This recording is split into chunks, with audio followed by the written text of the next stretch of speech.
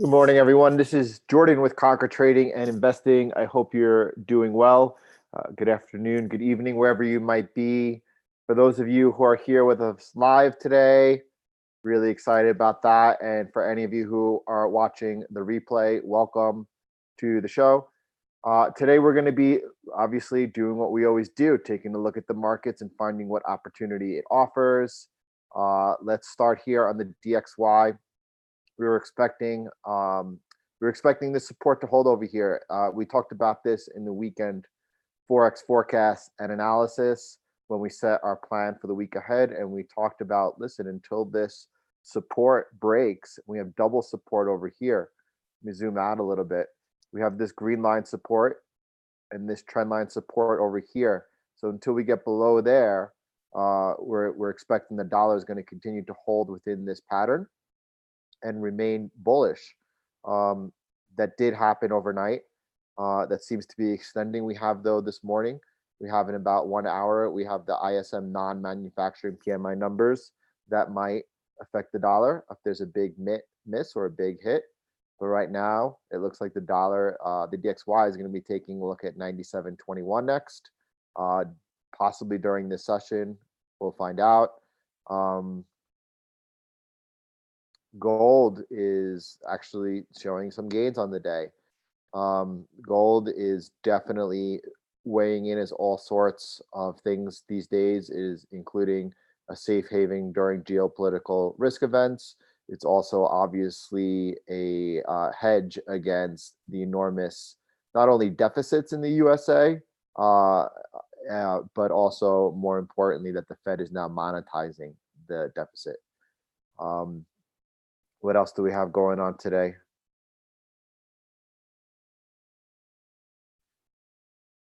Alberto Hernero, everyone, good morning. Hernero, I had a quick question for you, whether or not what we briefly discussed yesterday regarding the storage of Bitcoin was helpful, and if that's something that we should expand upon in a separate video. Boom, boom, boom. So obviously, though, there's no tradable event right now on gold whatsoever. Gold continues to be highly extended. Hey, listen, this is really important. Sometimes you see the entry CCI. You see how it's normally back and forth like a ping pong. Sometimes it stays overbought or oversold for a really extended time. These are when really, really big moves happen. And oversold and overbought could remain so for an extended period of time. The thing is you don't really want to be buying when it's this far extended, right? Makes sense. So right now we're just waiting. What will happen next? I don't know. I assume, or the next thing I would be looking for, will to see if this lower trend line support does come into play or not. We'll see if the entry CCI is able to just get oversold at all, how price reacts, whether or not it crashes down more into this support or this trend line support over here holds. Right now, this is not even in play for us today.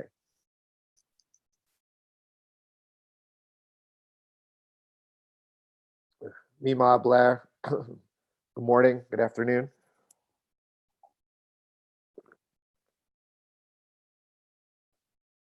All right, let's start with the Euro US dollar.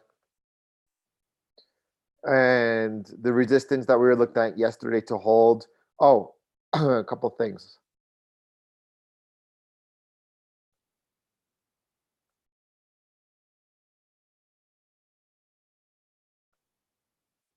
All right, let me jump down here to the 8 hour.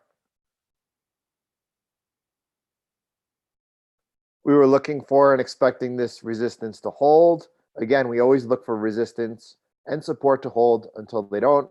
When they don't, we look for the retest to confirm that the broken support has become resistance and the broken resistance has becoming support. Here we have the rejection. I see that we've came down into this level here. You could see that there's a little bit of support over here. You could see it played out over here as well. Whether or not we just kind of hug around this level.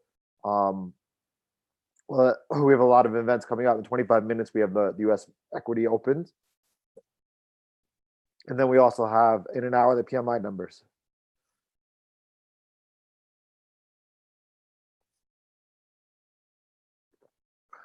So I don't think this is much support anyway. But I'm just noting that that price right now is at this near support. What happens next, I think, is largely dependent on the rest of the New York session. If we get a really strong PMI number, we definitely have a chance of coming down and testing this stronger support down here. We'll see.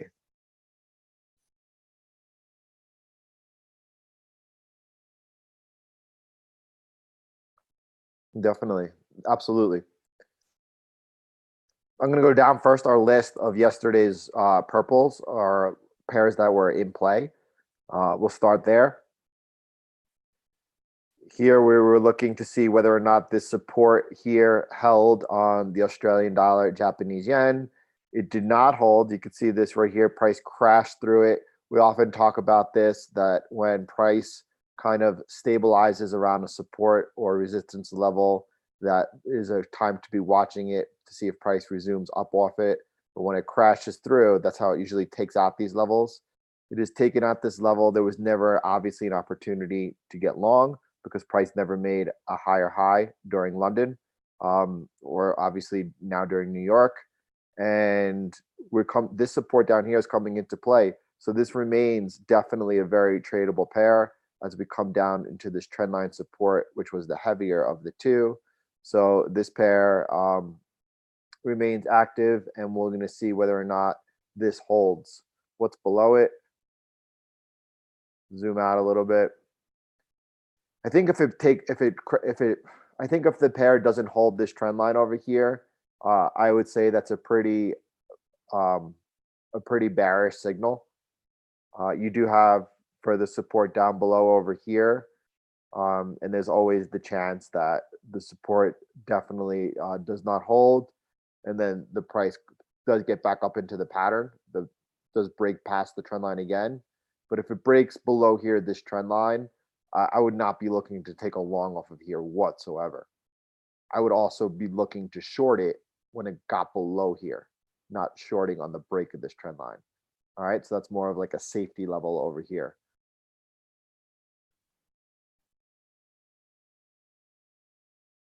So this pair is active right now. When it's active, we'll put it blue.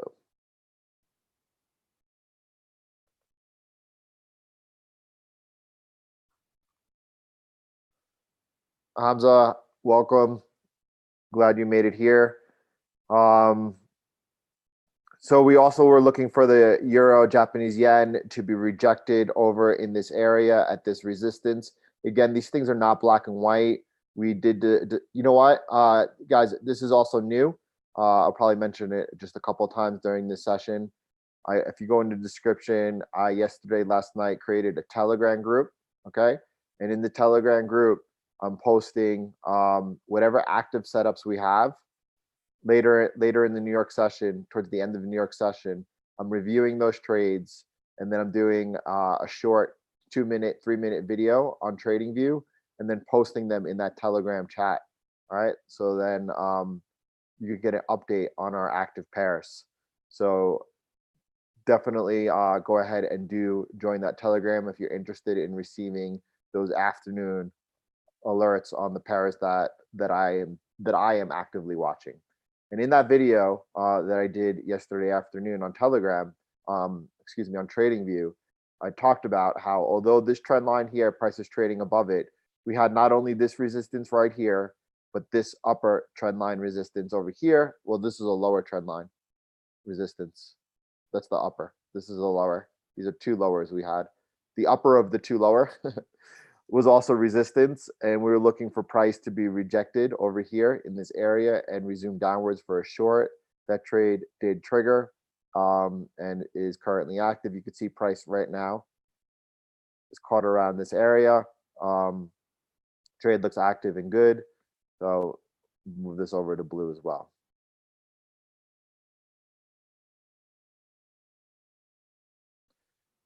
Little by little, we're gonna get this going, and we're gonna get this humming, and yeah, you know, awesome. I think that will be really useful for everyone, and a good addition. So Euro US dollar, and also, so we were watching price around this resistance level right here, and we were also noting that we were hoping that we could get closer to this resistance level, which seemed to be a stronger resistance level. Here we are now. So this price remains just as active, although this level was taken out over here. All right. I am going to change the color of this to a support only because if we get into a trade over here, if this resistance holds up here and price is rejected and we get into an entry, down over here now will become, definitely the first place to watch to see how price reacts, whether or not price stabilizes over here and then resumes upwards, and what we need to do. So I'm going to go ahead and change that color. This pair is definitely still active for a trade.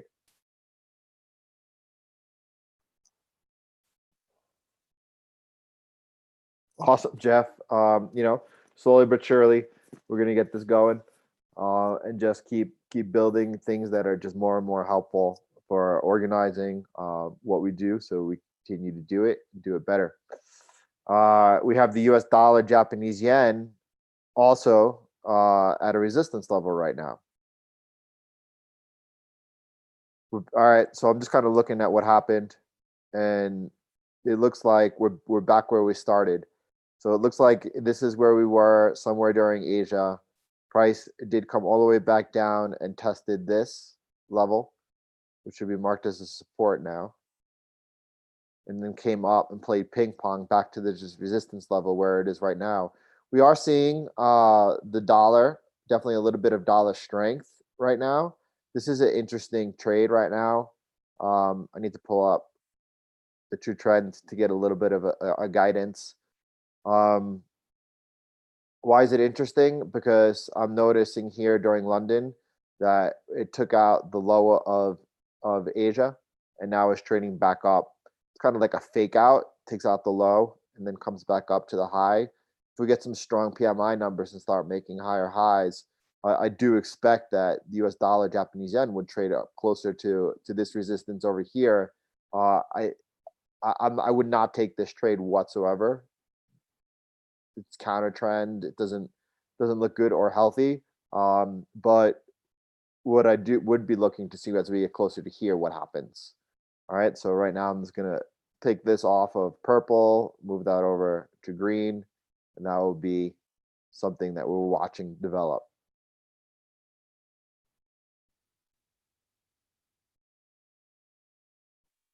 Australian dollar, Canadian dollar. What are we looking at? I see price has been oversold for an extended period of time. That's the first thing I'm noticing. I need to step back to the daily to get a better look at this. All right.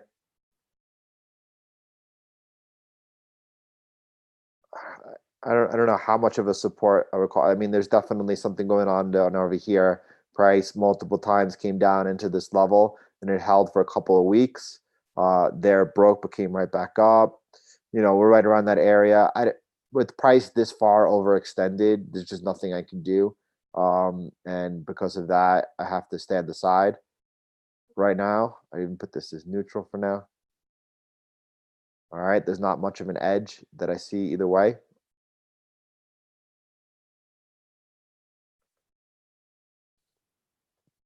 Pound Japanese yen continues just to be nowhere, indecisive, and we've been talking about this, that there's just no edge here whatsoever. We're about halfway between this resistance level up here and this support down here, so kind of neutral in no man's land and not much going on whatsoever. Yeah, let's take a look right now at the Australian dollar, Swiss franc. I'm imagining that after this past, since this weekend, that the Swiss franc is really doing some damage. It's now down at a support level, though, so this pair is highly in play.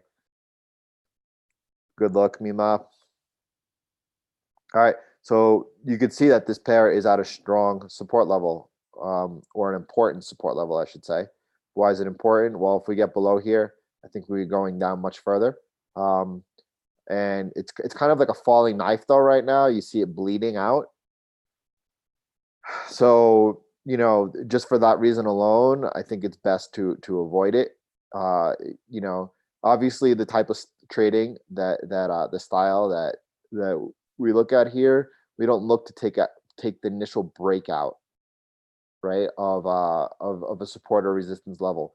Hey, listen, sometimes, and this is a tricky thing in the mind, you'll notice that sometimes when price breaks out, the breakout goes and never looks back.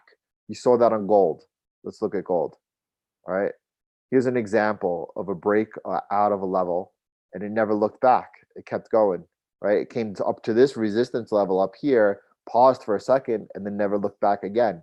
All right. So sometimes in a trader's mind, that's imprinted, and they think, I need to take the breakout, because if I don't take the breakout, then what happens is I miss the trade.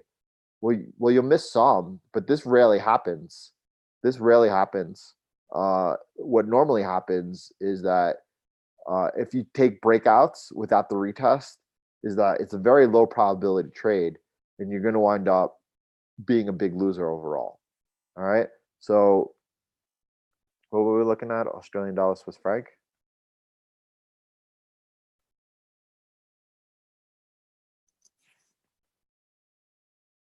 So we are at a very important level here, or an important support level here, but price is just bleeding, and you can see it bleeding, and it's a falling knife. It's very difficult to trade. Um, this is the type of instrument that I think probably, I don't know about the spread, but Hanero would be really attracted to and probably do well on, because it's moving and it's volatile. But I'm not interested in taking a stab at it, only because it's just a little erratic in its volatility. And is there a chance that price stabilizes over here? Of course.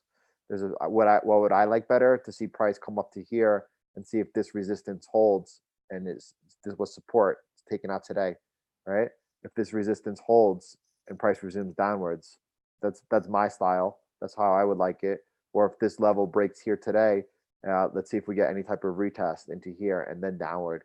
That's the only way I would play that, and I would only be playing this as a short right now. This is just some heavy movement going on, and I don't like I don't good luck on finding a pair that's trading at a very important level. It's at the support level right now, but those are the reasons why I'm cautious about it.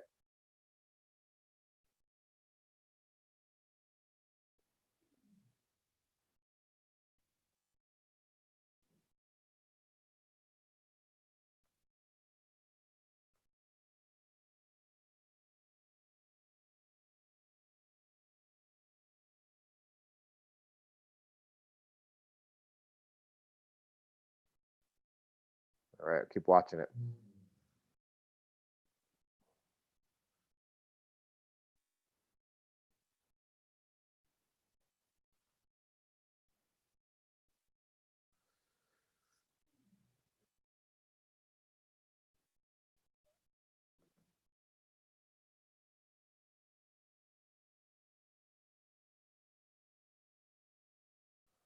All right, back to New Zealand dollar, Japanese yen. This is a step back, looking at the big picture here. This support level over here, I think if we get below there, we have definitely rolled over, and things are looking pretty bearish. But right now, we're still holding out hope. I'm gonna call it, and but there's nothing yet here to trade. If we lean a little further into this support line, we could take a look to see whether or not we resume upwards out of it. So this is definitely green for watching closely, but not yet there.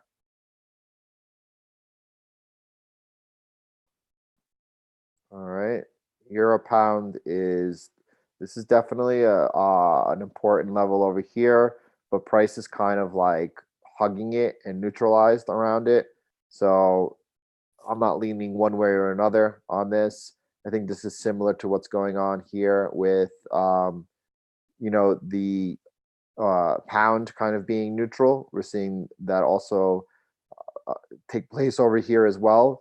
I do think, though, that if we continue to see any further euro weakness here, that we may come down then, and we may take a look. I'm going to make that a support level right now, back towards this support level.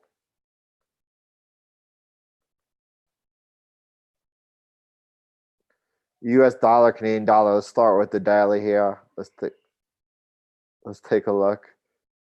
This is all right. So what I'm seeing here, uh, so I forgot the name yesterday. We were looking at the US dollar, Canadian dollar on the 4-hour time frame, and we were talking about how it was a bad time of day to be looking just to take a short down here, that normally that wouldn't continue. Look, that's what happened. We always review our trades, especially we always review our trades, especially the ones we didn't take. They're really important to learn from. Let's take a look at this on the daily, because now that we're back up here, you can see my mouse, the horizontal line. We're back up towards some resistance over here. Is that something that we want to get involved with? Let's look on the 8-hour. I don't think so. I don't think so. I think the DXY is kind of influencing my decision here, and I think what I'm expecting or looking for the DXY to come back up and test out that resistance level up there, right?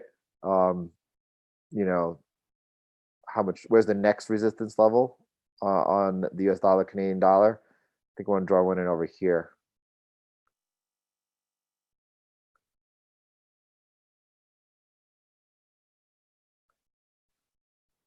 All right, we're just a little bit high here, a little bit low. I mean, away from a really good resistance level. Is it possible that the trend here is very strong and that we just came up, took a look over here, and resumed downwards? Yeah, that's possible. It's just not very clear.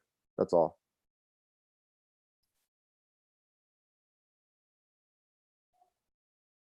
Is there anything else anyone's looking at this morning that they want to take a look at as we go through our list of pairs? Pound US dollar also, well, although we continue, I'm noting that the pound is on a day that the dollar is taking back a little bit of its losses. All right, there you go. On the daily time frame here, the dollar is also having its way with the pound. But this is quite neutral also, right? This is quite neutral. Um, Again, I've been struggling to find an edge for this now for weeks, and I don't see it. So again, it's just going to stay neutral and yellow. Australian dollar, US dollar is becoming interesting now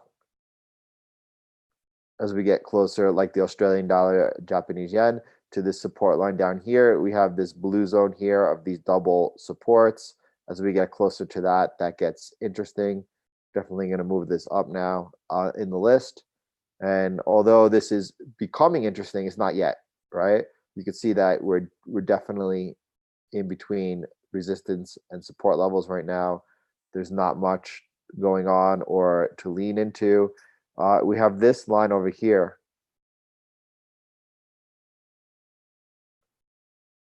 All right. You do have that line over here. Remember that this acted as resistance for a while, then came back down here, support, resistance, support. So this line is definitely in play. So is that something I would lean off of right now? No, no, yeah, I wouldn't. I'm picky about my setups. And is it possible? Yeah, that's definitely possible. If you saw price go ahead and stabilize here and make a higher high here at an opportune time, I see it. That's good. Actually, let me put this towards the top. I'll come back and look at it. But I don't love it.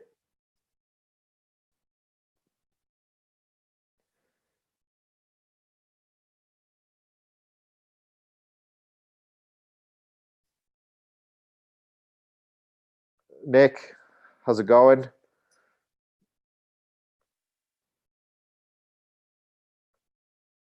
All right, I got to start on the daily here. It's not a pair that I'm familiar with.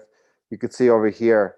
right? You could see that support. You can see price bouncing off of that support. Let's draw that support in, give you some guidance. All right.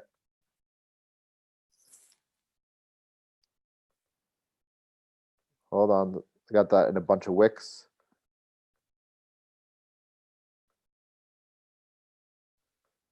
And then over up here, you have some resistance back above. So what do we have here? Well, it looks like the dollar is stabilizing at some support here, and is resuming upwards off it. Again, looking at, I know the dollar, the DXY is heavily correlated towards the euro, and the Japanese yen, but it is showing some signs of stabilizing and resuming upwards. You see that playing out here also. This looks like that the support here is holding. I think you have to wait for a breakout below there in order to be looking to be short-minded here. But this looks like a place. This looks like a place to begin establishing a long position.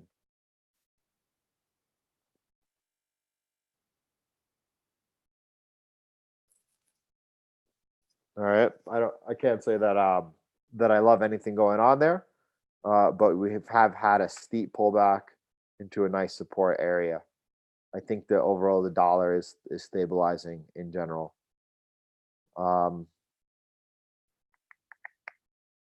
Mark, Happy New Year.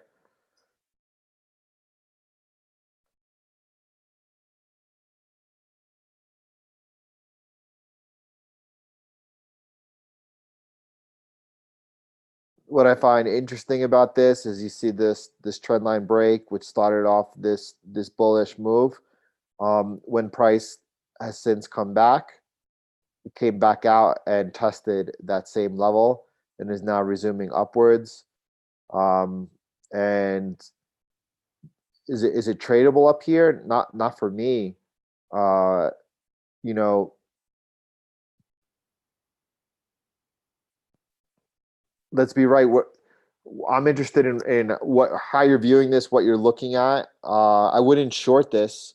Uh, I would. I'm definitely more on the. I guess I would be looking to lean into a short trade here more than a long trade at this point, as prices came back up and is along this resistance area over here.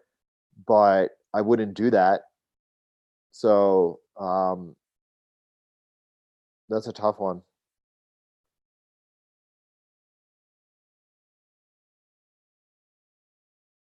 There are some good, nice, clean moves over here, though.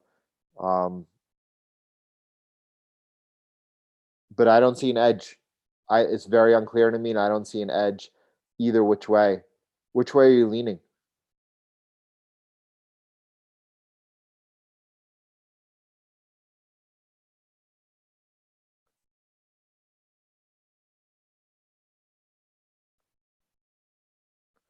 All right, so you got the left shoulder over here, the head here, and it looks like a possible right shoulder could be forming. Um, you're very far away from anything like that happening. Let's see if you were to extend, and we'll keep this in this trend line.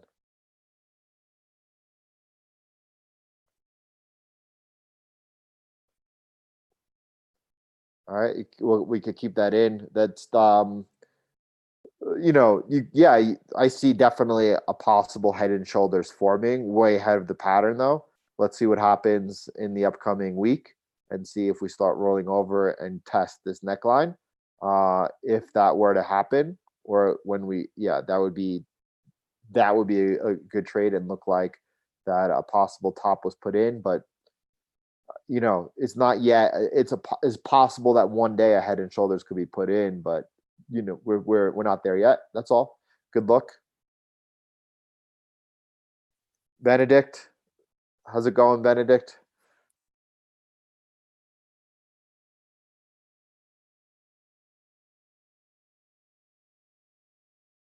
And yeah, why it's good to be able. It's very actually good job. It's very important to be able to visualize patterns ahead of time. Just only don't ever be preemptive. For example, don't take a short here now. Um, unless you had signs of this rolling over, right? Once price is not yet making any lower lows than a previous time frame, so this is pretty bullish today. So you wouldn't want to be shorting into that. If you start soaring price, make lower lows than the previous time frame that you were trading, that would be your first indication that the trend is changing, and you could take an entry. But just because this might look like a head and shoulders is developing, you don't take a short here in hopes that it then comes down, tests the neckline, and breaks it. The play is actually on the break of the neckline. That's the highest probability play. And by taking high probability trades, that's the key to profitability. All right, that's the key to profitability, and that's why we look at so many different pairs, just looking for that opportunity and where it lies in this given moment. We'll keep this trend, this neckline in, this possible neckline, just as a thought experiment to see if that's what happens and it develops. I'll also go ahead and just draw in the possible head and shoulders as a reminder to what we're looking at here, and we'll see what happens. All right.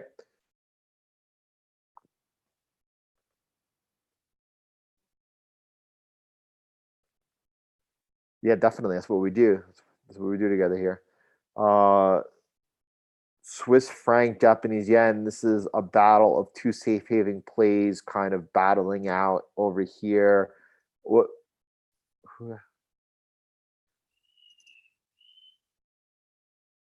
Tico, what are you seeing here? So when I look at this, and I'm always interested in learning. I'm always interested in pushing myself. I'm always interested in expanding myself as a trader. When I look at this, though, uh, I see this. You ready? This is what I see. My eyes first drawn to this, and then right here, I see that price is exactly in the middle. So I see that price is kind of neutral over here, and that price is dead center in the middle of that neutrality, which offers me no edge whatsoever, and kind of makes sense in this more. You're dealing with two, you know, safe haven pairs that are kind of like lost battling out. Um, what are you seeing going on over there? What are you looking for? Help me break it down further with you.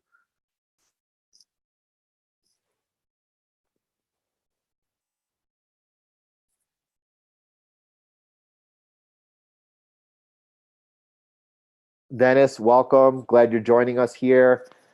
Anyone and everyone, if there's anything and any pair you're looking at, let us know. Definitely, we'll take a look at it. We've ran through the list this morning in like the first 15 minutes, doing a phenomenal job of taking a look at the market. We have definitely some more pairs to go towards the bottom of our list over here. We'll continue doing that. For those of us just joining us, just last night, created this Telegram group. This Telegram group in the afternoon, later on, any pairs that we have as active, I'll go ahead and do towards the end of New York a 2 to 3 minute video update on those pairs as we get further into the session and later in the day. And I'll post those on TradingView and then include the link in that Telegram group for you. We'll come back. I'll leave this chart up over here, the Swiss franc, Japanese yen, get some more insight into that. And let's look at the Australian dollar. I don't want to lose my list.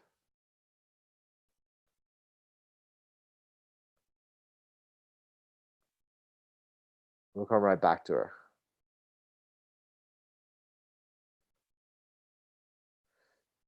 So the Australian dollar, US dollar, we have this, you can see it blew through this support level over here.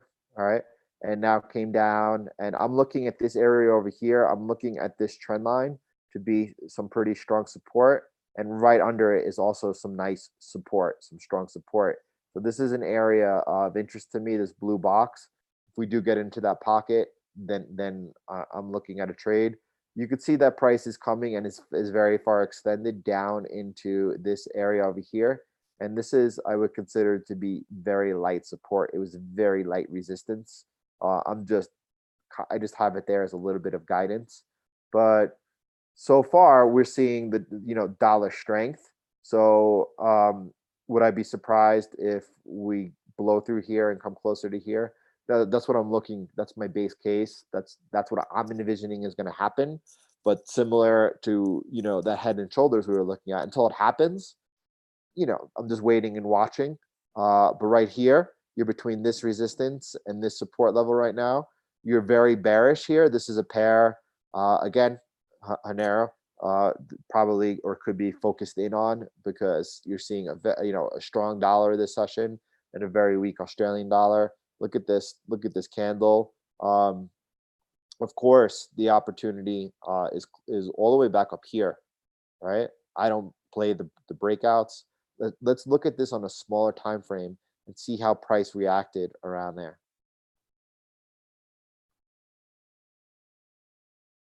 All right, and here it is. Here's the line. So you can see when price pierced through, it then kind of hung below it. You see the closes below it with the wicks piercing up and down, and then here it broke down, and then price came up and tested that resistance level. That's what we look for, that confirmation.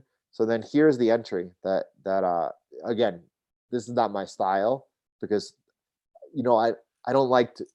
It's very difficult to watch the charts trading on a 30-minute time period, right? You have to be very active for a very long time. It's very difficult to do. If you were doing it though, here's how you do it, and here's the entry, right? It's doing what we do on the higher time frame, on a lower time frame, but it's the same thing, right? And that would have been the entry all the way up there, right? And here's where you would be looking to see how price reacts at this little support level. What happens now? Is price going to blow back down through this level, or is it going to stabilize? And if it stabilizes, and in 20 minutes, if you got a bad PMI number and then the dollar sells off a little bit, right, then you would go ahead and take those profits.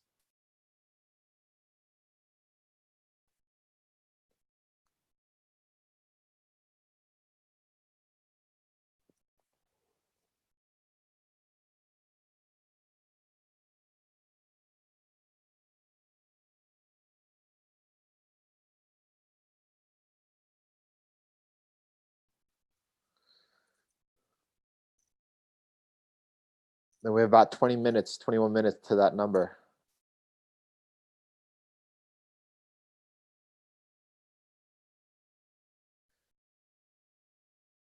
Benedict, we'll look at the euro, Japanese yen on the 4-hour.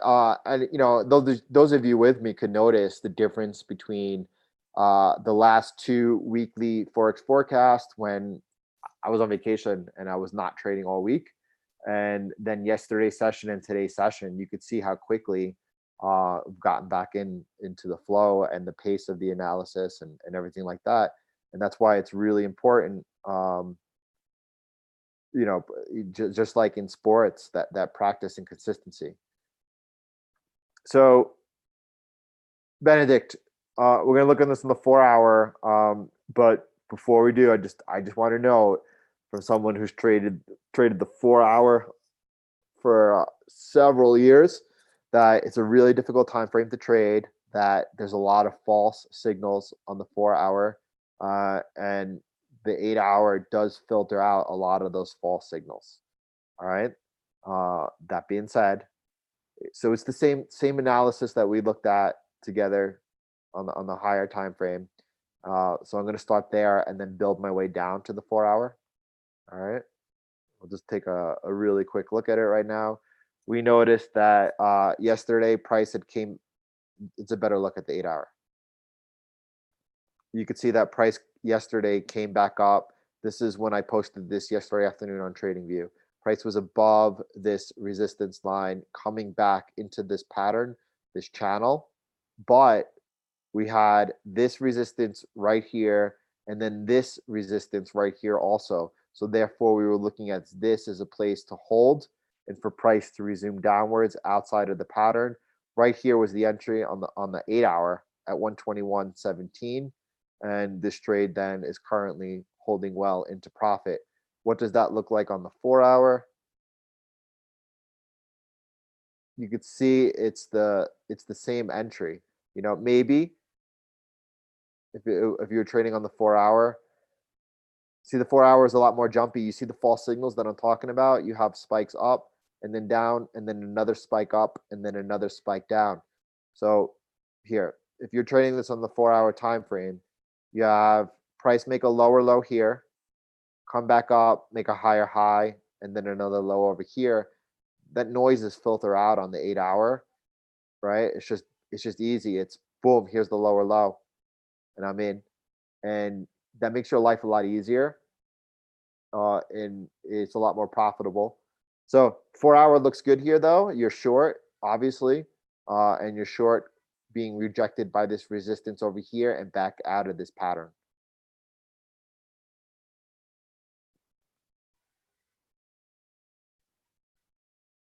Wilford, you missed a lot. We're 40 minutes into the session, and you know what? It's just a really good session.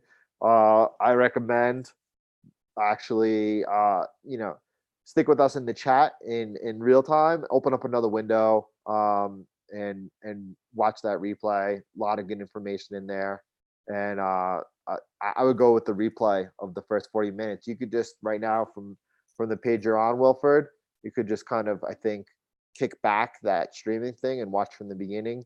Also, Wilford, the other thing of importance is last night I started this Telegram group, and what I'm doing is later in the day, any trades that we're watching that are active from our live stream session, I'm creating a 2-3 minute video on TradingView and then posting them into the Telegram group to alert you.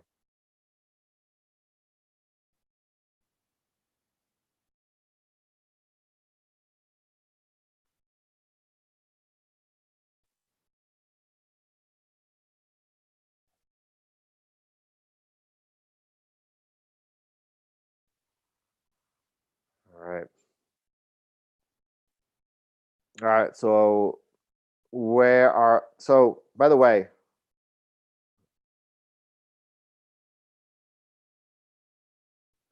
let's look at the US dollar, Japanese yen, Mark. By the way, Benedict and anyone and everyone, when we look at a pair and I give my opinion, it's just my opinion. I'm just trying to provide my insight into it. Please, if you have any further insight to build off of it, or opposed to it, let me know. That's only going to help each other. So, Mark, the US dollar, Japanese yen,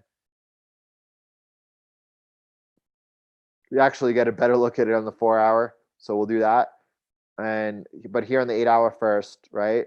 So we came back up into this resistance level last night, and then came back down, took out the lower low, and this support down here held, and price ping pong back up into this resistance, and is now currently backing off a little bit, right? So what I'm looking at here, Mark, is if price is able to go ahead and take out this resistance up here, I would not look to trade this long over to here, although I would be looking if we got up into this level over here, this resistance up here, to see how price react and to see if we could get a short off of over there. And if we do break out above here, the 108, 52 level, I do think we're going higher, but it's just not my style of trade. If we got above this level over here, this resistance all the way up at 108.90, then I'm looking bullish and I'm looking long. And there's a nice trade up into there. But right now, the dollar has some work to do. I suppose that until we get this PMI number, there's no chance of us breaking here to the upside. And I think the dollar is kind of just spinning off its lows a tiny bit right now, waiting for that number to come in.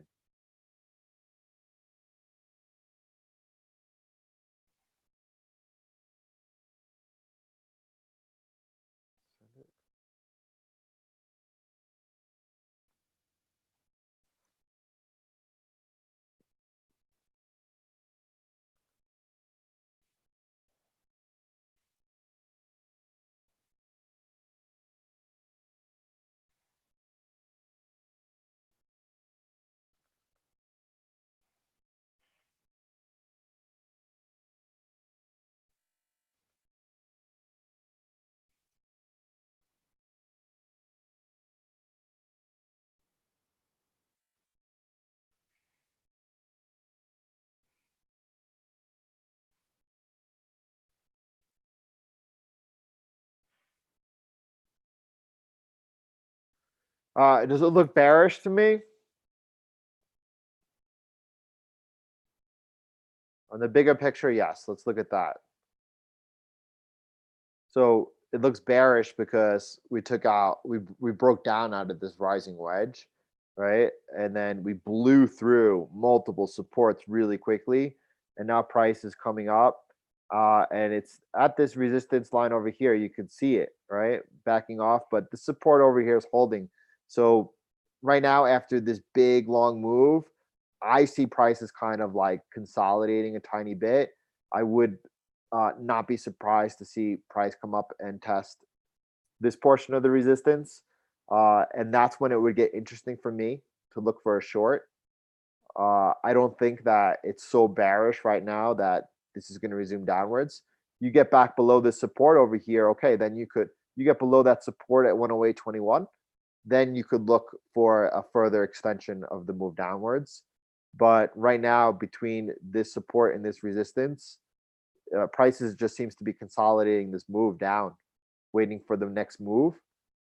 My gut tells me the next move is going to be up into this resistance here. But who knows? Whatever price does.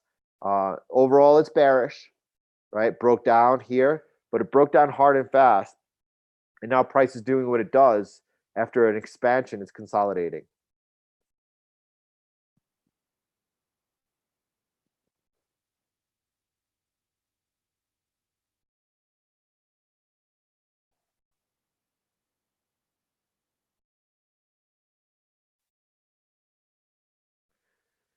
Yeah, well, look at Matt. I was waiting, Maddie, for that one, for the Kathy Cornelia story. That was I don't know. I don't know if I broke 90 with those clubs, but I do remember the 5 iron in the rain.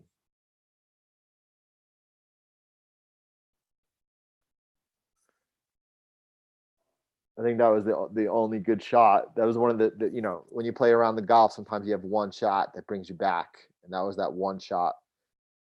We're looking at the DXY here, and you can't chat in that Telegram group. It's just a way to get an alert when we've gone ahead and posted a 2 to 3 minute video of a pair that's in play. We do our chatting in here. The thing is I can't have an. There's just so many people, and there's no way that you have lots of people come in and spam things and things like that, and it would just get really messy. And I wouldn't want to be a part of it, and you wouldn't want to be a part of it, and you know So looking here at the DXY, we know that we're within this, which looks like to me, I consider it um, a bull flag. I believe that we're gonna pop out of here eventually and extend upwards. I don't know that's going to happen either which way. Right now, we're within this channel of the DXY. We were expecting to bounce off of this support in our weekly Forex forecast, which we have. And we have support down here, double support. If we break these two supports, yeah, I think we're going to see a lot of dollar weakness and an extension of it. But right now, it looks like we're coming back and taking a look next at this resistance over here. And then if we do make it above this resistance, we have this strong resistance above.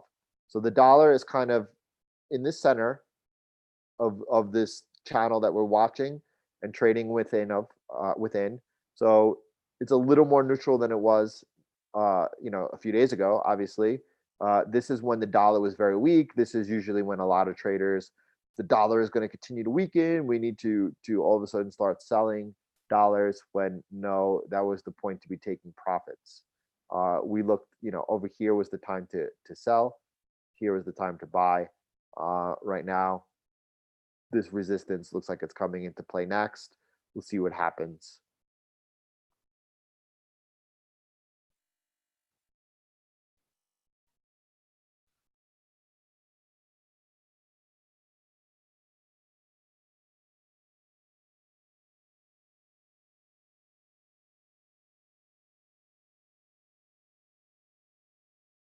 Sergeant, the 8 hour doesn't come default on on TradingView. You need the I think it's called a pro account in order to go ahead and do it. But on the pro account, you just add 8, and then you add hours, and then you click add, and then you have the 8-hour chart. Um, so, but you can add that for free on MetaTrader 4. Again, I do all of my analysis on TradingView, but I place my trades on MetaTrader 4. We have a tutorial on the channel. If you just go ahead and you go to the main channel and you look for the video on MetaTrader 4 tutorial, and you will see how to create those free 8-hour charts.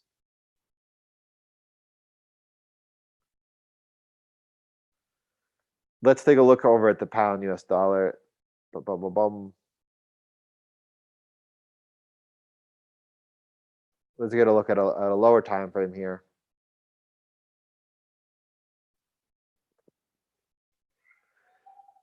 There's a need to look at, right? Looking at the 30-minute time frame. Why you saw the break here of this trend line that we had here. Step back. This trend line goes all the way back. You saw the break of the trend line. Price came back up, tested the break of support, hold as resistance, and then resume back downwards. And so that's awesome just to see. Not something I trade or could trade. Again, it takes a lot of work. It takes a lot of work to be following the charts on small time frames like that. You have to be kind of glued to your screen. And not only that, you have the temptation to take too many trades in and out. So this looks like so we've about 8 minutes to the PMI numbers. If we get some strong numbers, definitely look for this to extend down into this support over here. Let me step back and show you. Let's look at the 1-hour time frame. If we get some good PMI numbers, I think we come back down, test this support over here. That's an interesting level for all you day traders. That might be a place to take profit. But look here on the DXY at the same time. You can see that that will be coinciding with coming into that resistance level. All right, that's why we use our support and resistance levels.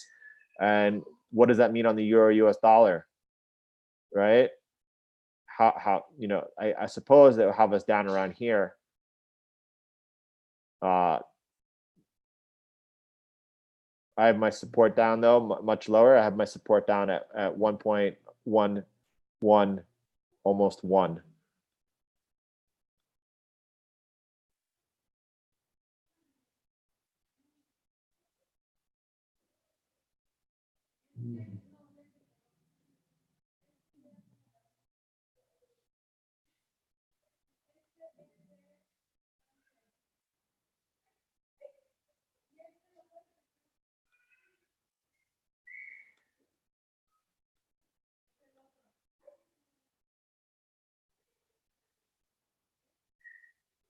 All right, so the next thing we're definitely focusing on is at the PMI numbers in about 5 minutes.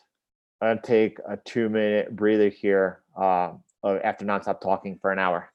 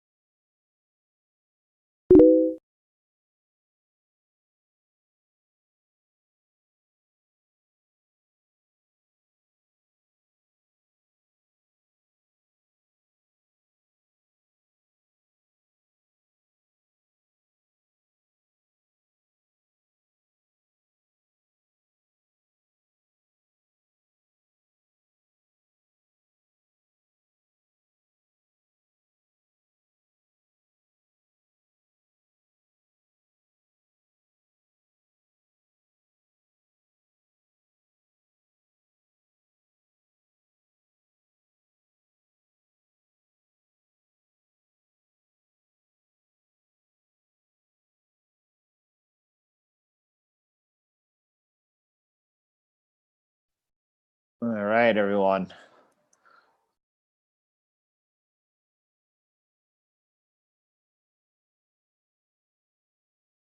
All right, we've about a few minutes here before an important, or the most important number of this morning. U.S. dollar, Canadian dollar. Hey, listen, the thing about the internet is no one's ever late. It's okay, because these things are actually taped, and then you could watch the replay. You could even watch the replay right now. The first 40 minutes of this session, I definitely think is worth taking a look at. We definitely took a good look at the US dollar, Canadian dollar, but we'll go over it again right now. And we're looking at this really, really strong move here, right? And then you can see price right now kind of consolidating after that strong move. Do I have a feeling, and especially if these PMI numbers come out strong, that there's a chance that the US dollar is able to put in some more gains versus the Canadian dollar? Yeah, that's the way I'm leaning, right? But what I'm looking to do is just be patient and wait. I'm not looking to sell this here. What I'm looking to wait to see if price were to come back up, specifically towards this resistance level over here, and look to lean into that and to sell. Definitely extend this trend line down for up. That's not the trend line. What I'm getting at here though is I would not take a buy versus the US dollar, Canadian dollar here when the Canadian dollar is really relatively one of the strongest pairs. So you'd want to, if you're looking to buy the dollar, do it versus the pairs that are weak, right? Which is the Australian dollar right now, the euro, the pound. Canadian dollar is probably the strongest pair versus the dollar. And that's not where the opportunity lies. What you're doing here is you're waiting to get back up to a better opportunity to sell, and that's towards a definite towards a resistance level.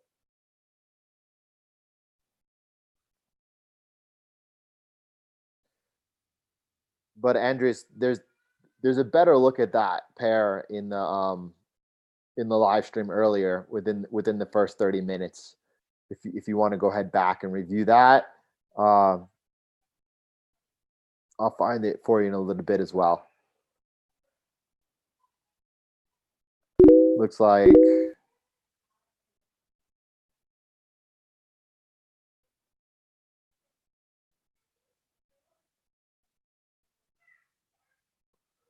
the number was good.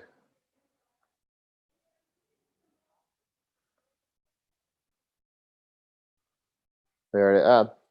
Pretty close, right? But that should allow the dollar to possibly continue the trend that it's holding this morning.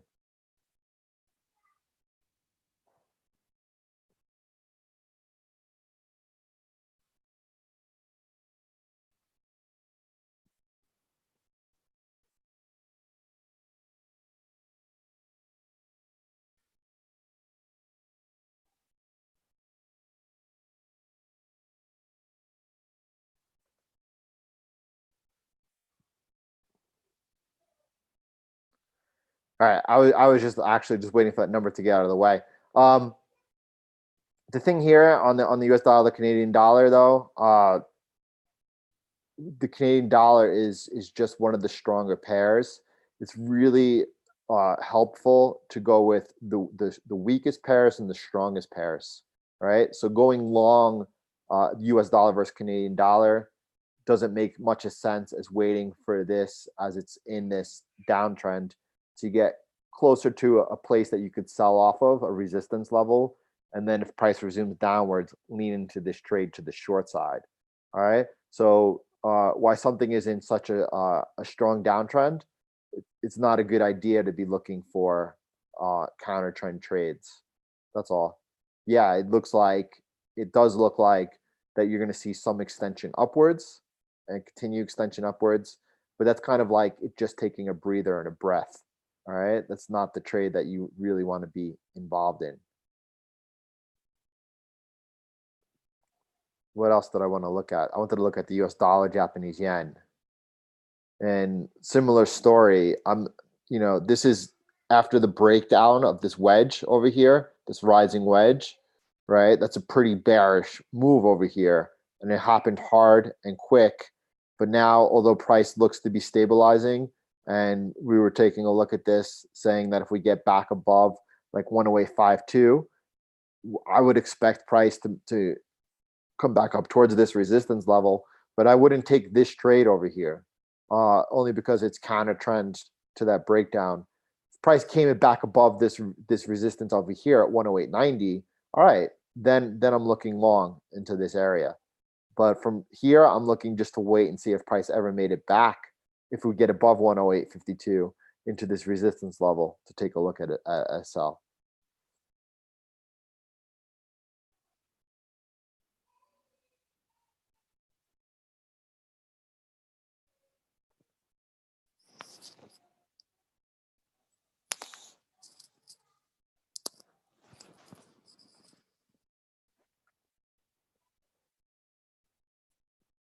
Yeah, let's take a look at the euro Japanese yen. And, we're kind of in the point in the session where I believe we've looked at everything of interest. And now at will, we can go ahead and look at it. There's a couple of things we didn't look at, these pairs over here, and I'll continue that in a moment. But let's look at the euro Japanese yen. So now this is a pair that, again, yesterday I just started the Telegram group. It's in the description of this video. And any pair that's in play, like the euro Japanese yen, we have two short entries here on the euro US dollar and euro Japanese yen. We'll go ahead and send an update. It's a 2 or 3 minute video on that pair that's in play, that will be sent to the Telegram group. And here's what we're looking at. We're looking at the euro Japanese yen. Yesterday came back up and was trading back towards above this resistance here. All right, this broke, but we came right into this resistance level right here, and we had this overhead resistance over here. So we were looking for price to see if it would be rejected and resume downwards outside of this lower trend line. That's exactly what happened. Here was the entry, right, at 121.17, as price made the lower low during London outside, rejected by this resistance, all three of them, boom, boom, boom. And then right now you're just holding on to that short. What do you do now that price came and took a look at the first support level, right? So you could see price already came down and took a look at the first support level. Now, whether or not that's going to hold, I have no idea. But the first thing I do as price reaches the nearest when selling support level is go ahead and lock in my stop loss on that trade, and then just wait and see what price does over here. It's too soon to tell what's going to happen over here, but you should be holding that now as a free trade. I would not be looking to take profits here. I would give it the room to run. I'm perfectly comfortable with the trade getting stopped out at break even, because if we break down, right, I'd rather take a look and see what happens at this area over here. If you step back,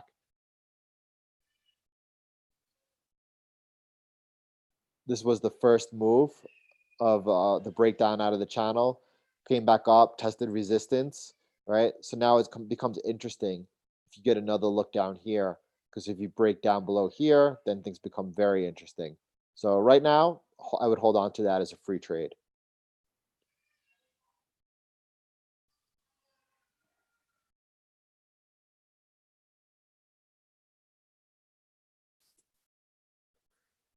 Let's continue just taking a look down at the pairs that we haven't yet gotten to. I believe we could start with, do we look at the news? Here we go. Canadian dollar, Japanese yen. All right, I'm going to start these on the daily. And so, by the way, what's my expectations of what's going to happen right now? Probably we see about 15, 20 minutes of a little bit of indecision. And then I think we're going to see the moves we saw earlier in this session continue to resume. That's just my gut. I don't know if that's going to happen, but that's what I expect is going to happen. All right. Here we go on the Canadian dollar, Japanese yen. This continues to hold, unlike the other Japanese yen pairs, which have broken down within its pattern. You could see the trend channel. And again, that's because the Canadian dollar has been relatively strong compared to everything else. You could see that price is holding above this support line, above this trend line support, and consolidating, right?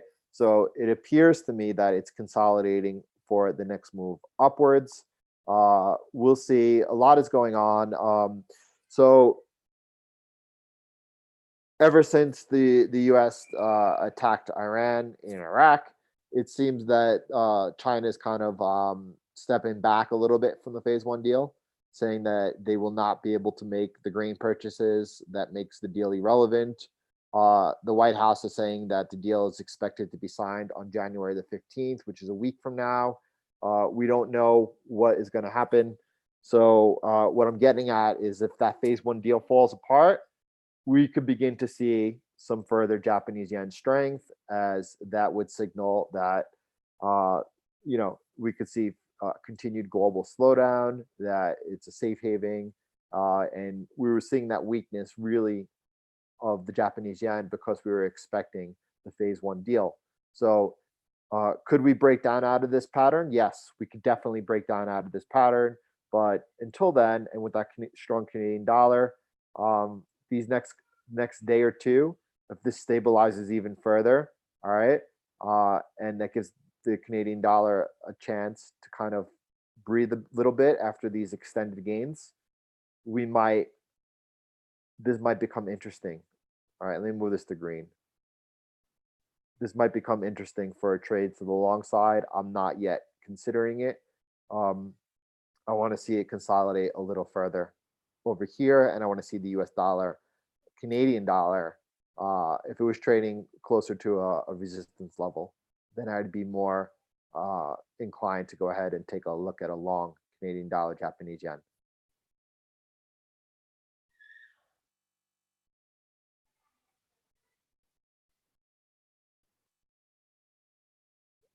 Luke, glad you're here with us. Very glad. Thanks for setting the fire.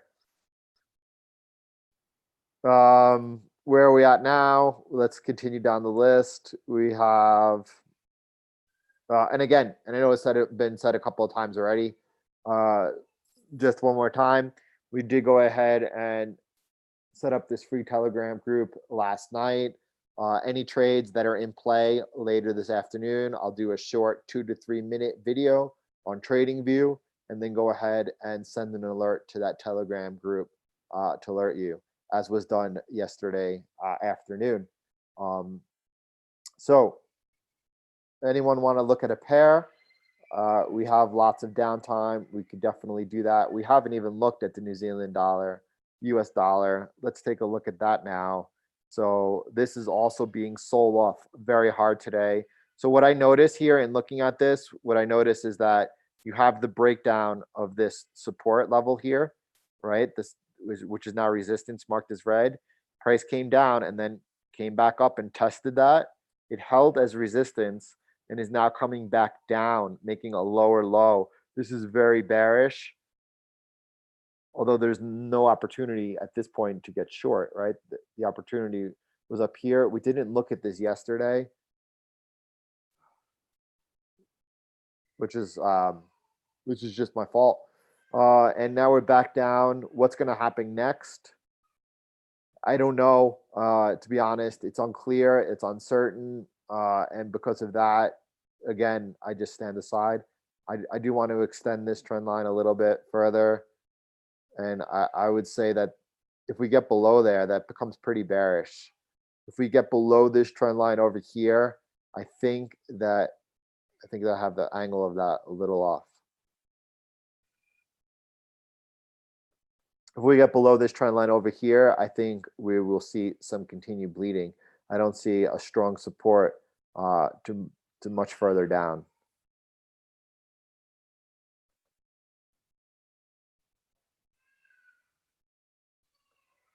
Wow.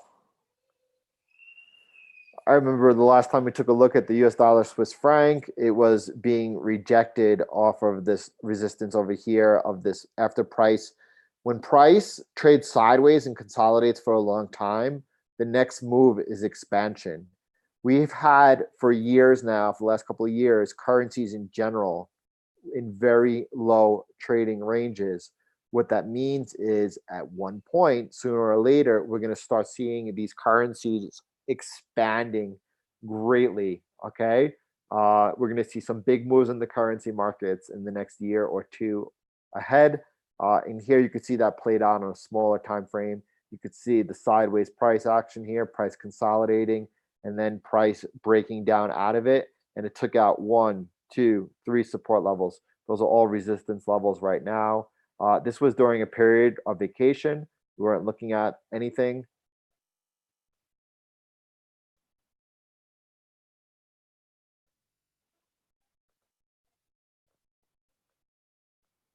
And then you could see after the last break, prices came up, tested that broken support as resistance, and that looks like it's now being rejected off of it and coming up and taking another look at it.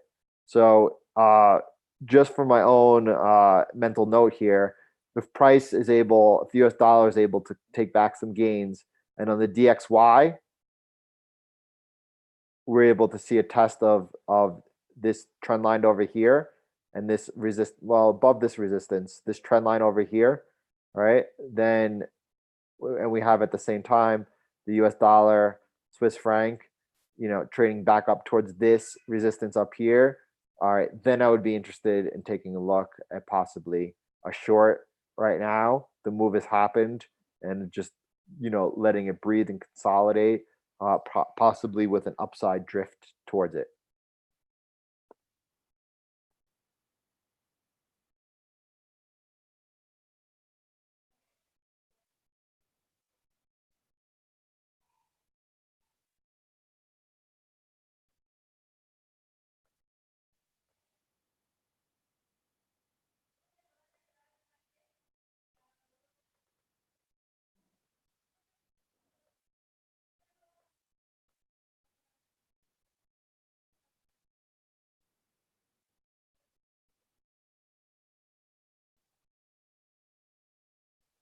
All right.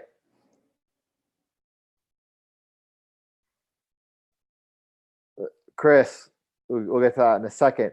Gun-shy is good, especially after coming back from vacation, right? Let's take a look. I want to see it closer.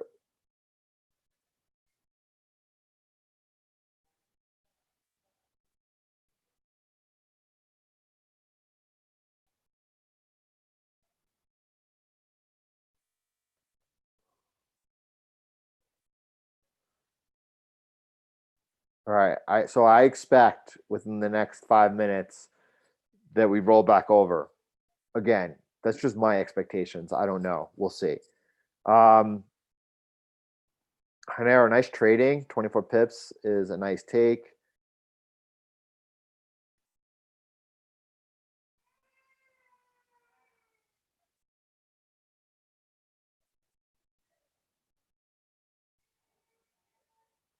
Australian dollar, Japanese yen. That I want to look at, Chris.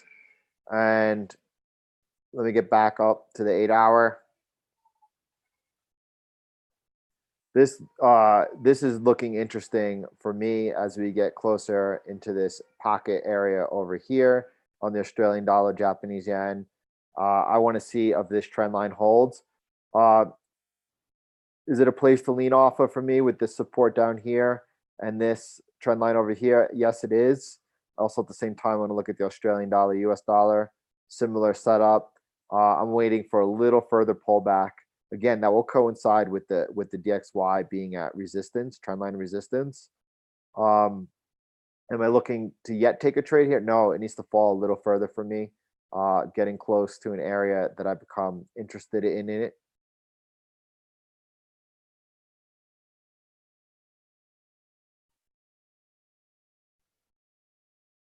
And also want to take a look at your New Zealand dollar, Japanese yen.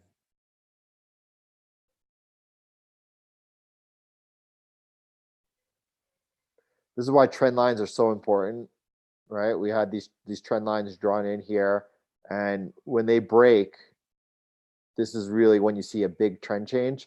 Which reminds me, let's look at WTI. All right, so we were talking yesterday. This was the place to take profits. Look how much price has come off since. Is it a place to start getting long yet? I don't know. Again, I would just show further patience and wait to see if you get a look closer to the trend line. It's a lot smarter, easier leaning off the trend line. You are coming back towards this is all on geopolitical news over here, and oil tends to overshoot on the news, and that's why you see the retracement.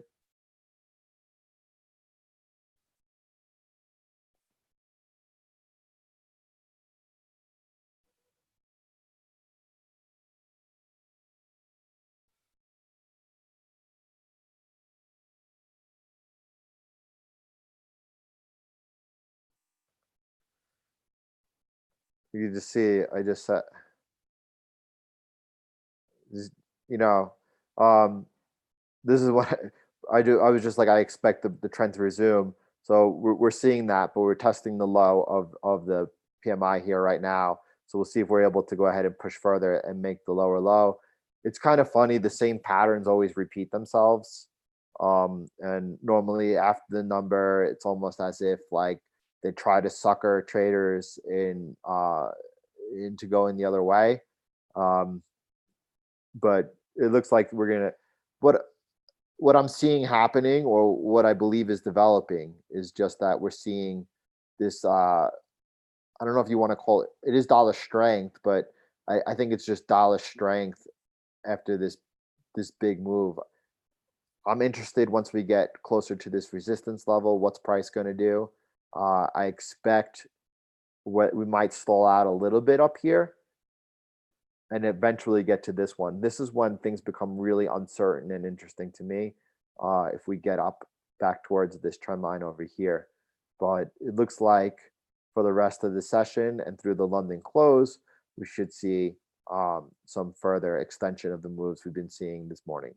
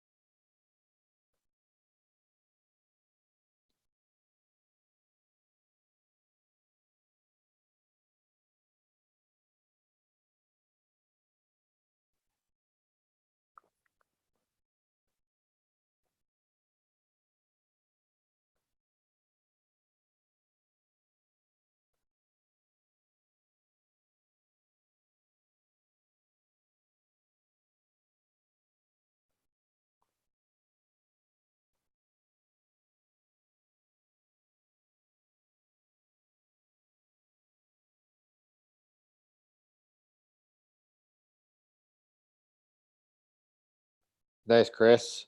Always very, very, very important to be looking forward at the calendar. And so, right, we have non-farm on Friday. So ADP also is going to be a big print after that huge, huge miss last month. Um, Expectations are pretty decent.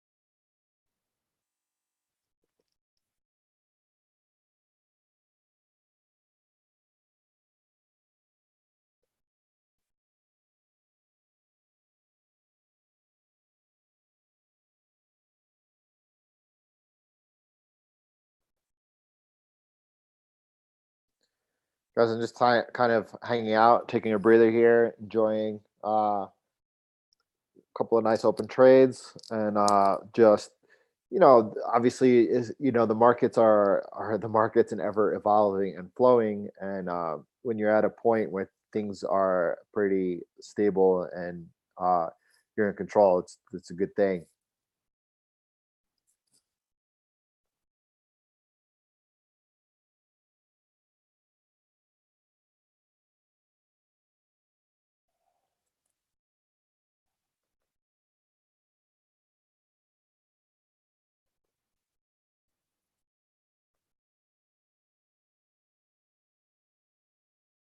Blair, let's take a look at Greg on Forex Live. He normally has, if you took a look at the Euro US dollar,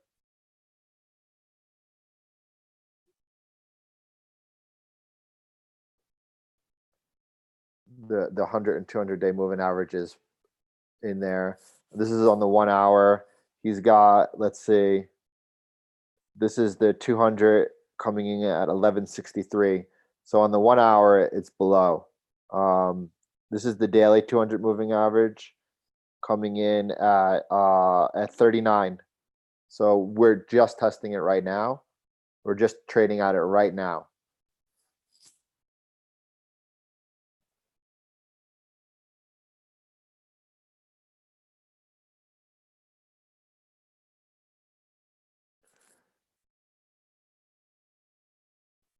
Andreas, I don't want to make it sound too simple because it's obviously probably one of the most difficult things you can do in life, but it is that simple as far as just doing what we do day in and day out, going through all the pairs, finding what offers the best, clearest opportunity, and then leaning against that support to buy and selling against that resistance to sell when you have a nice setup and risk reward.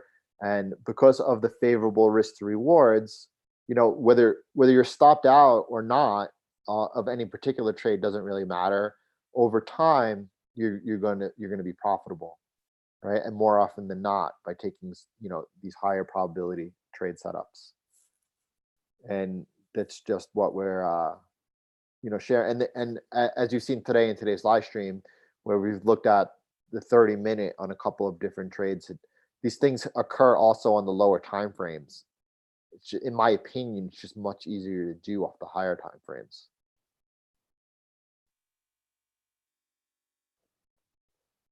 So, and then once you're in the trade, right, getting into the trade's the easy part. The more important piece is managing the trade. And what I mean by that is, for example, on this Euro US dollar trade, which is really well into profit now, of course, go ahead and lock in that trade to break even. But as far as to take profit, um, you know, you just need to wait and watch what happens around this support level first down over here. I'm aware of the DXY, right? And as we get closer to this resistance, I expect the Euro US dollar is also going to be closer to this support. That's the first area I'm going to look at and to see what happens. What does price do around that area? And if it stalls out and starts resuming upwards, then I might take the full position off, and that would be a fantastic trade. But I'm also giving it the opportunity that it could break through this support here and come down, take a look at this support down here, right? That becomes a pretty much a triple. That's a really great trade, and you have to give it the. You can't be so quick to take profits, is what I'm getting at, and I'm always more apt to take a break even than a small profit. Just giving that trade room to roam.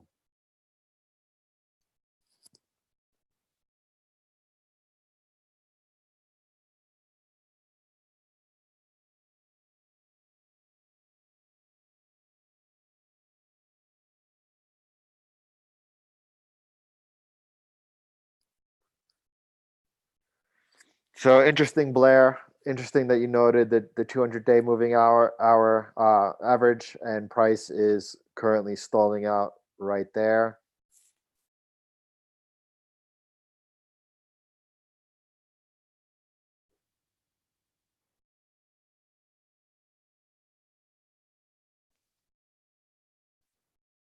Thanks, Andreas. It makes me a better trader. It makes me a much better trader by having to, first of all, articulate things, by taking the extra time to review charts and go over them. And, you know, the better when you present things as an educator, it really helps ingrain them into yourself better, and it does improve my trading. And I'm happy to help anyone that I can along the way.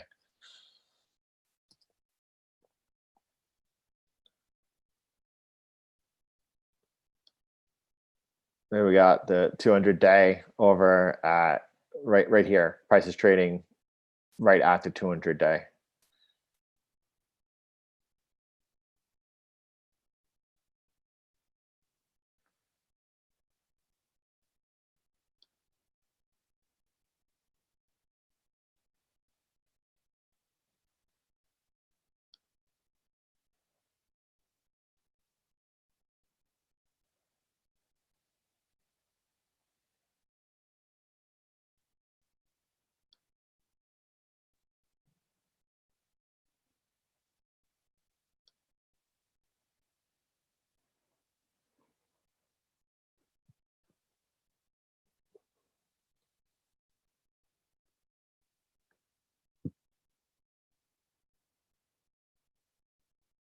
A lot of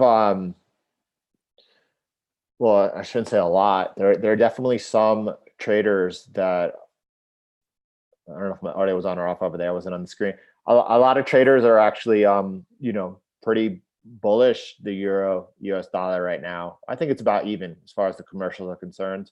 Um, I'm bullish the dollar, even though the Fed is monetizing the debt right now. I'm bullish the dollar, and I believe we break up to the upside here. But as everyone knows, I always let price tell me what is happening and what's going on. And we break this support and this green support down here and this trend line support. And yeah, I'm very bearish the dollar. But until that happens, uh, I'm bullish the dollar. It's hard taking a position against the euro US dollar long term with that swap. That's the end. That's the bottom line, and it adds up.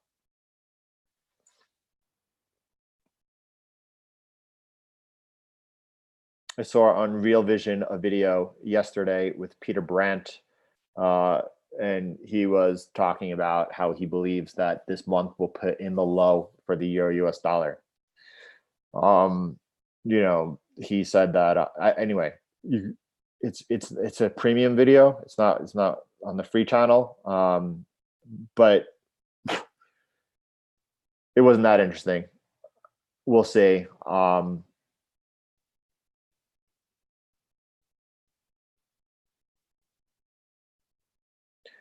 Benedict, this is on forexlive.com. And Greg, what's his name here? If you go to a technical analysis, and then I went down here to the euro US dollar, right? Hold on one second, bear with me.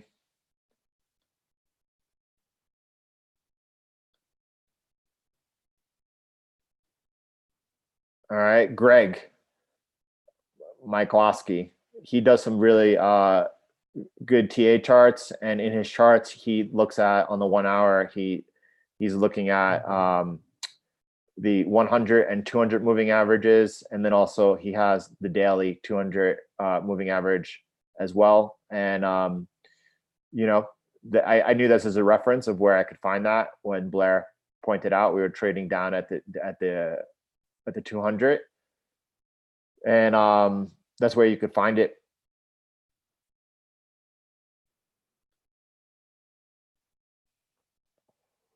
What happened? Yep. All right. And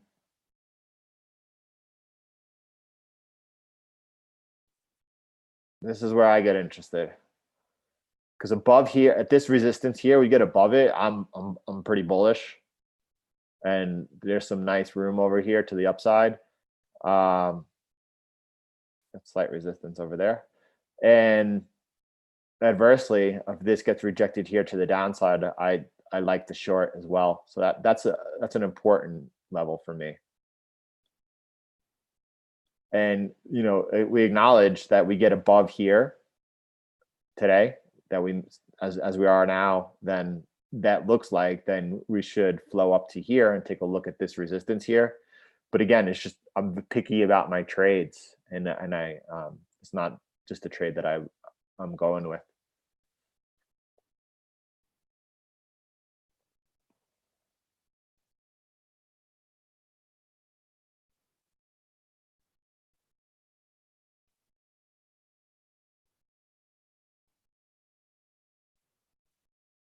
Yeah, DJ, let's take a deeper look. And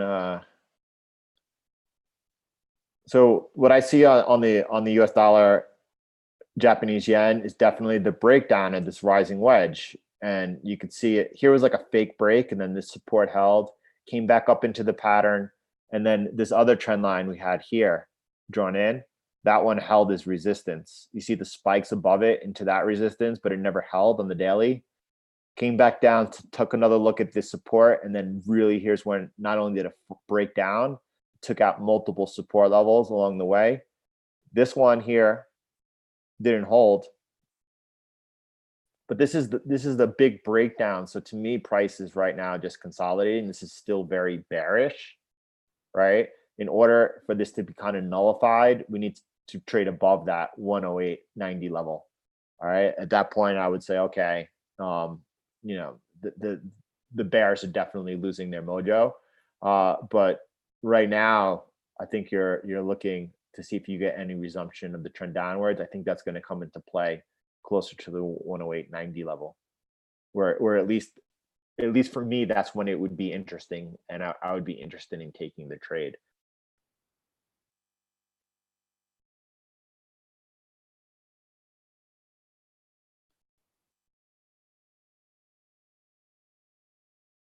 So just talking myself through it on the Euro US dollar right now, we have some about 90 minutes here before the London close, before lunchtime in New York. And so a lot could happen. It's possible we could definitely take out that 200-day and see some further downside.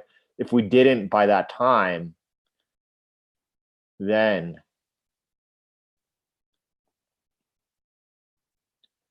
I would expect it's holding for today, or at least until maybe London.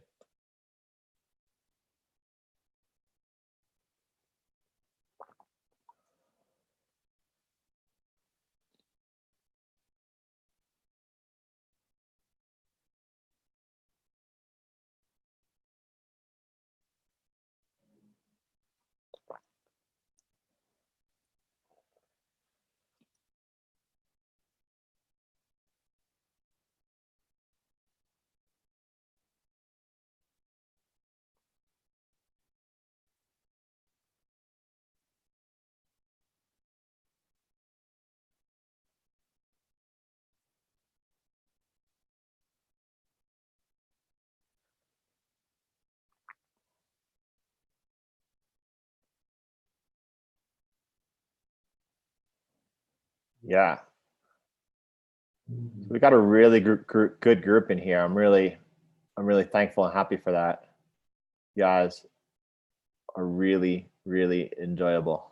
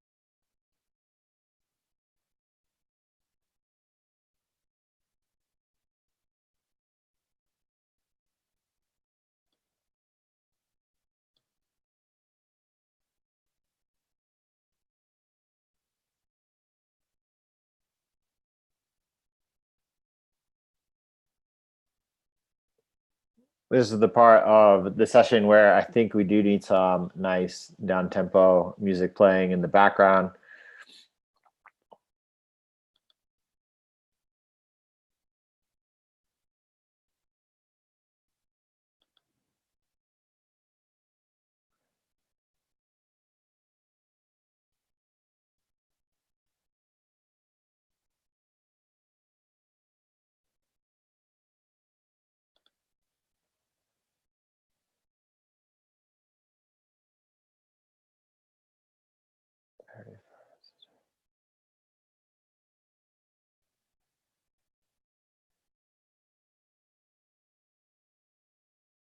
I mean, you got wrecked. This is ice. This is FXCM data feed. This is not showing a gap. Let's see.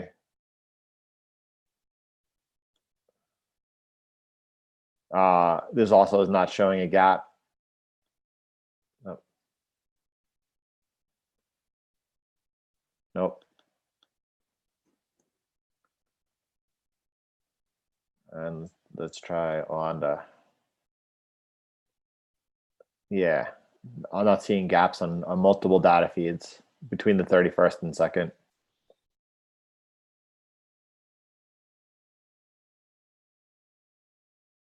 I just have to find a service that I could subscribe to that is not like because it's streaming on YouTube that's not copyrighted. You know. Otherwise, right now, if I were to put on some music, I think that we would get copyright strikes.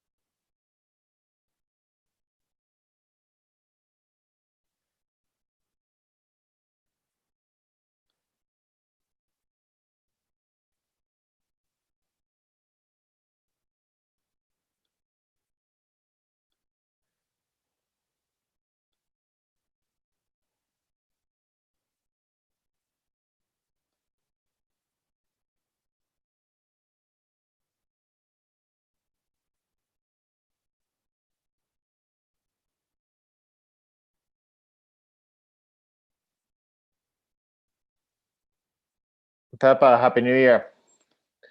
Do I like it for the long? So right now, this is a good question, and let's take a look at it.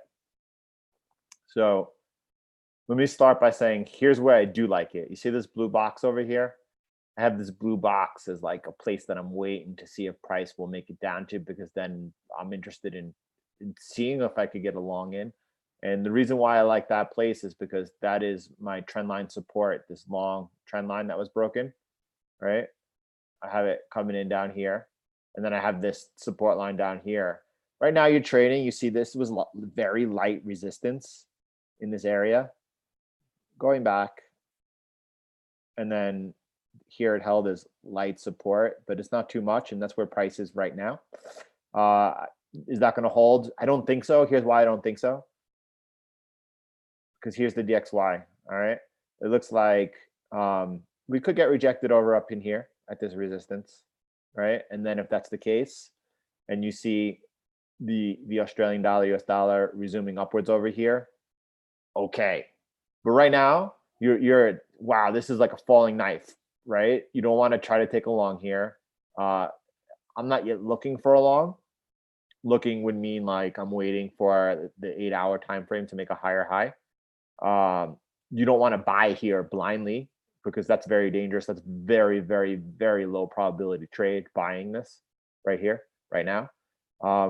So if on the DXY again, if we take a look at it and like you see if we get above this resistance and get back up into this strong resistance of this channel, and then at the same time the Australian dollar US dollar was trading down around here, all right, that becomes a high probability setup. We could be wrong on the trade, but if we take the signal, if the signal occurs in real time, when we get the signal, that looks like a good opportunity and a good trade.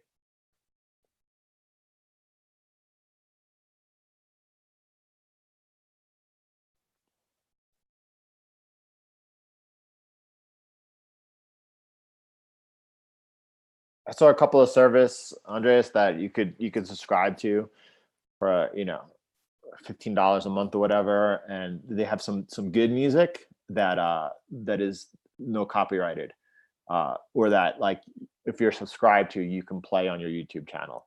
And if we're gonna listen to music, we better make sure it's some good music.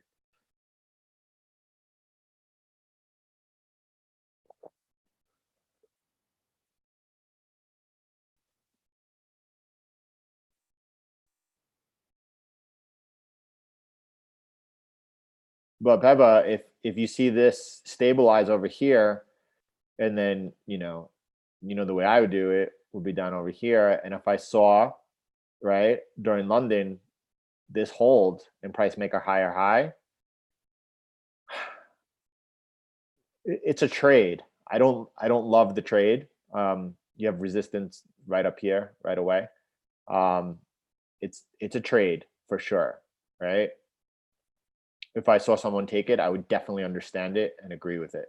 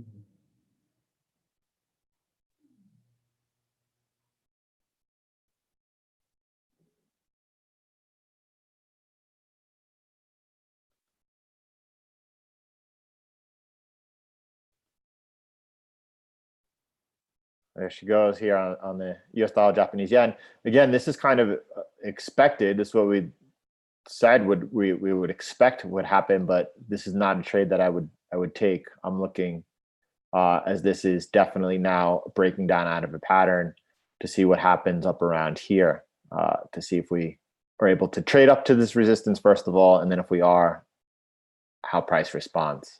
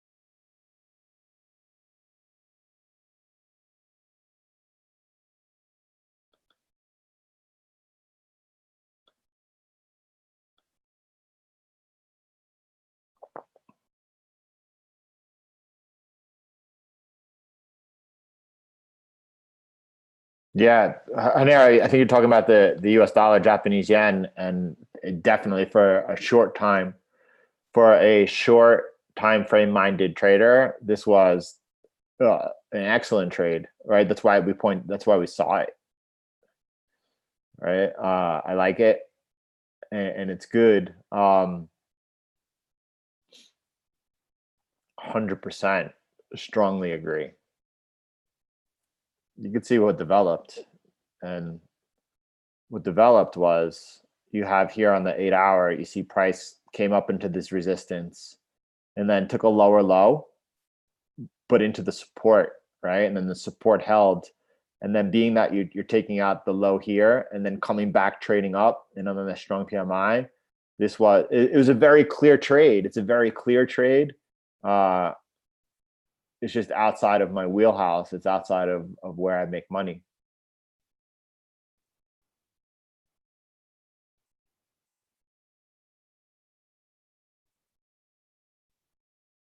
Wilford, Happy New Year. Great to see you. Hope you had a great, great, great Christmas, and looking forward to all the things coming this new year.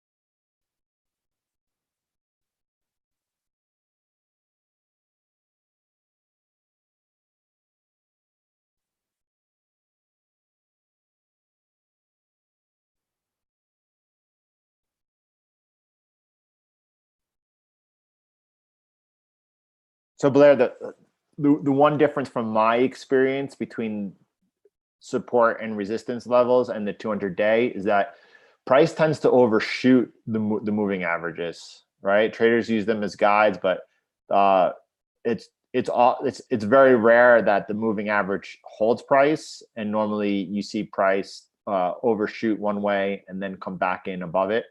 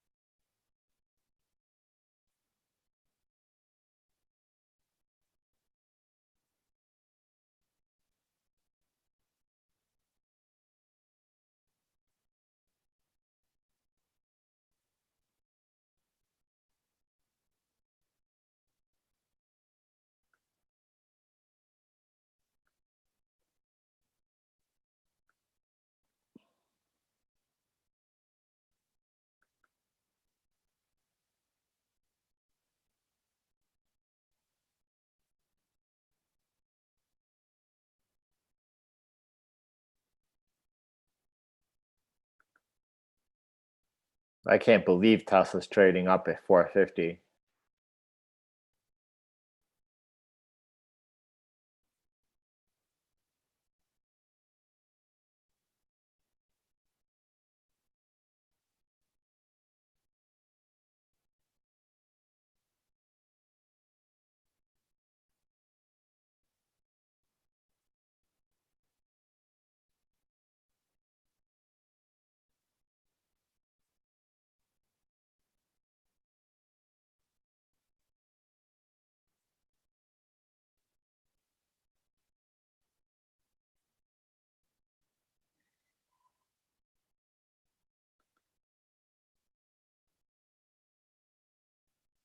Here again, and you can see this level is of importance. This is where prices stalled out the last couple of days, the last week. And here we are again. I think this next hour of trading is going to be a pretty big deal.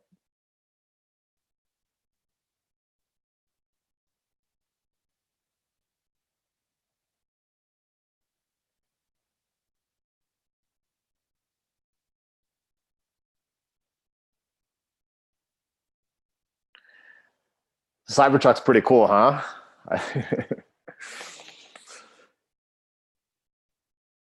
It was pretty. If anyone saw the presentation when they threw the metal ball at the window, saying that it wouldn't break, and then it broke twice, was also pretty epic. It's pretty funny.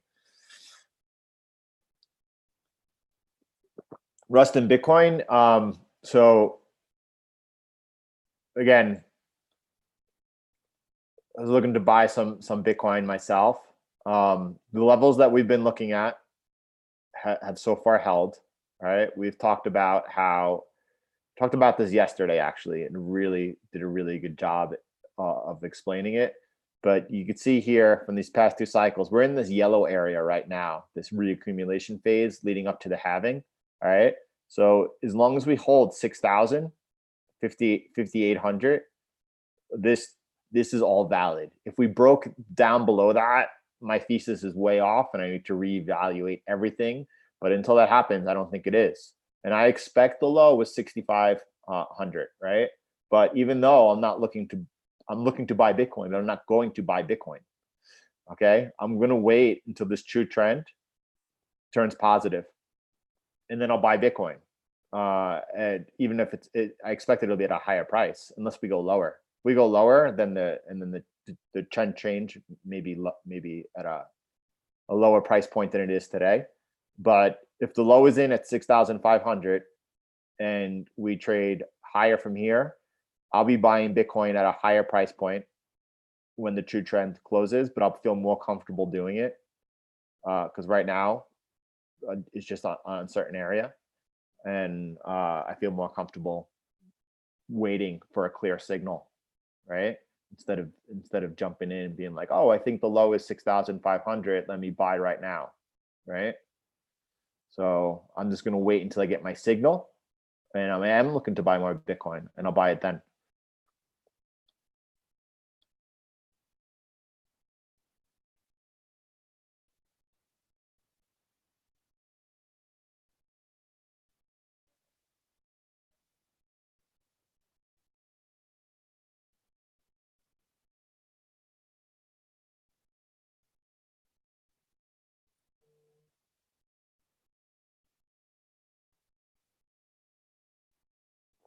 And Rustin, after that happens, right? Because what I do expect is price to be within this range, right? Until the halving. I personally, Jordan, expect that Bitcoin will be traded at 11,400 in May 13th. And again, I just took the high and the low and the average price. So there's a possibility that price could go positive, and in a narrow range for the next 5 months, it could whipsaw back and forth. You could get like an area that looks like this, and in that case, right, if I bought here and then price rolled over, I would exit Bitcoin, Rustin, and into a stable coin and hold it and then wait and until I know that soon I'm going to be on the right side of the big trend. All right. So anyway, as this occurs in real time, I'll talk everyone through it. Share what I'm doing.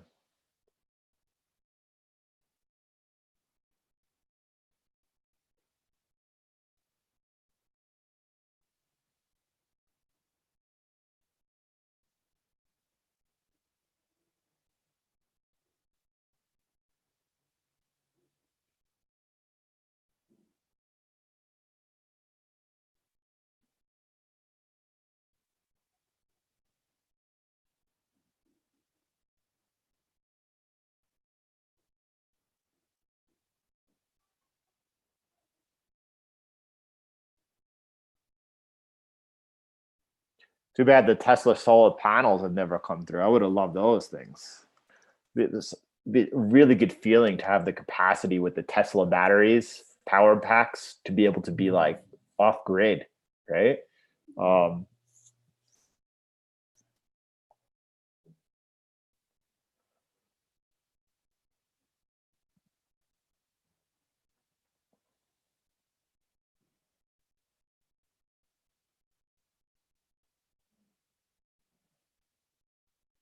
yeah. So the Euro US dollar, Usman, if you're just joining us, this was the trade that we looked at yesterday. This was high on our watch list. We were looking as price was trading into this resistance here, if it resumed downwards, to go ahead and initiate a short trade, which is now active. Stop is at break even, just holding the trade, seeing what happens now. Listen, we just, in the description of this video, I just placed, this was created last night, this free Telegram group.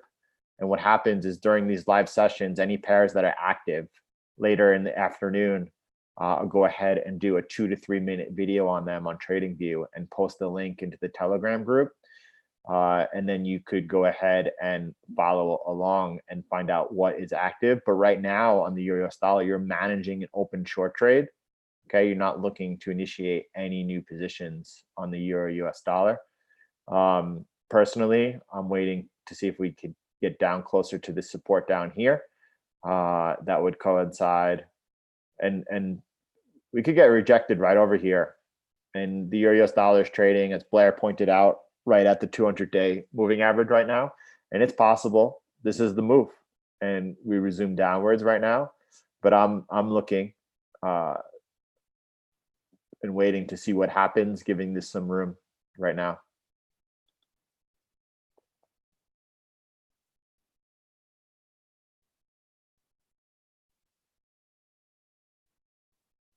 And I'm also interested in what happens in the next hour of trading to see whether or not, if price takes another look below the low of today or not.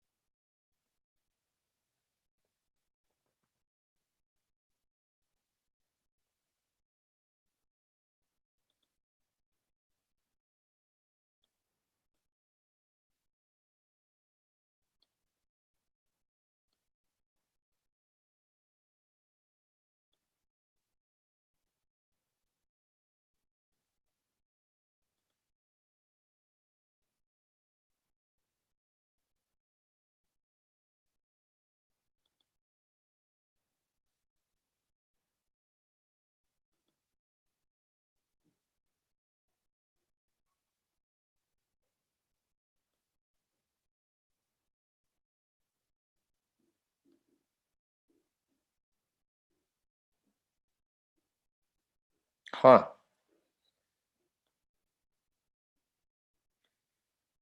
My initial thought is just simply interesting. All right. So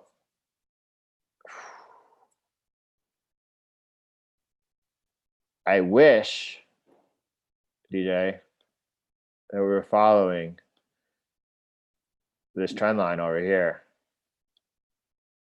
right?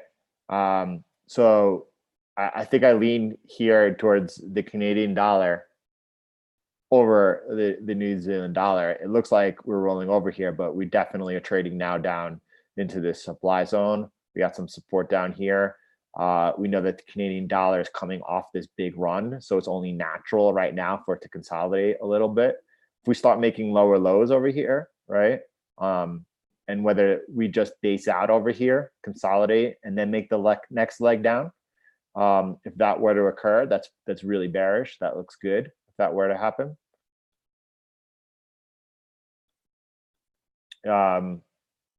Or if we get a look at, if we're able to trade up higher, would not be surprised whatsoever if we're able to take, if price is able to consolidate and with a slight slope upwards here. That's a good place to sell if that happens over there. But I have a bearish bias here, favoring the Canadian dollar. And only right now, though, the move has happened and it can't chase that move. So.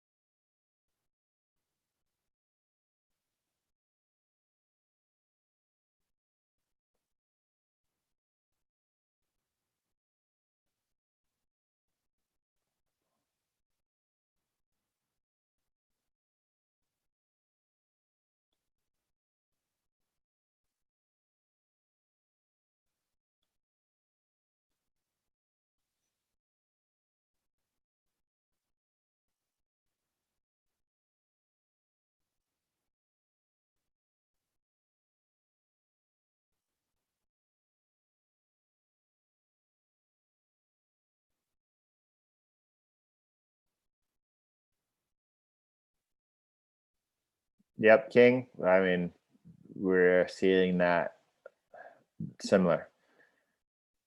We're seeing the US dollar taking, as I said, I was interested to seeing if we took another look down at the lows, and it looks like that attempt might be happening right now.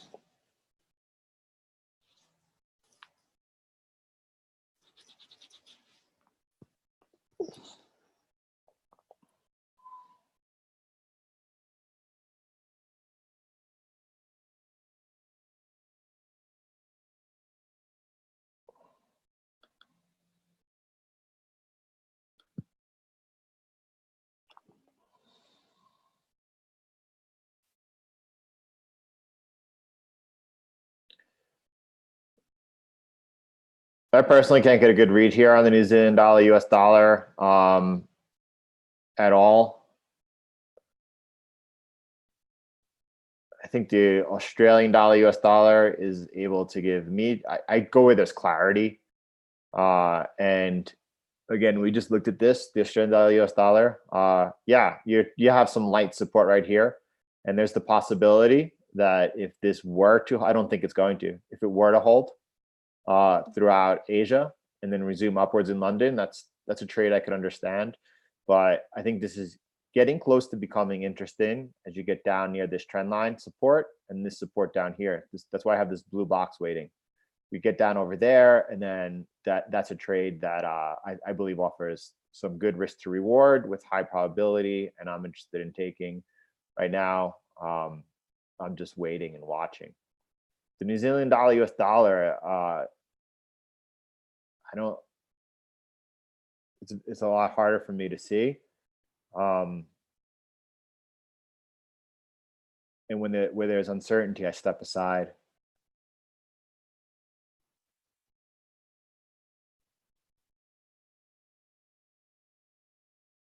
100%, Hanero, 100%. Because I share my trading style.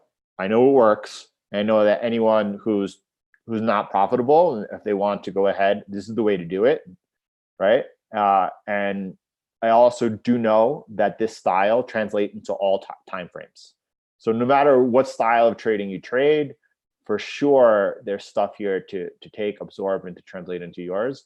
But everyone has their own style. You could go ahead. The easiest way is by posting it to TradingView, send me a private message, because then we'll get an alert right here, and I could pull up your chart, and we could look at it together and go over it.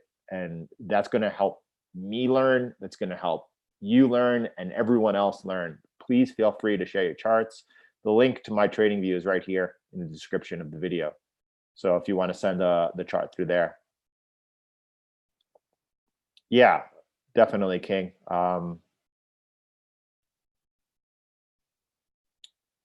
Commitment of traders. So why I don't use it, does that come out once a month on the Friday, or I don't know how often it comes out, when it comes out. I never use it to trade off of, but I'm very familiar with it. You could get Forex Live shares that. Anytime it comes out, they share it here if anyone is looking to get it.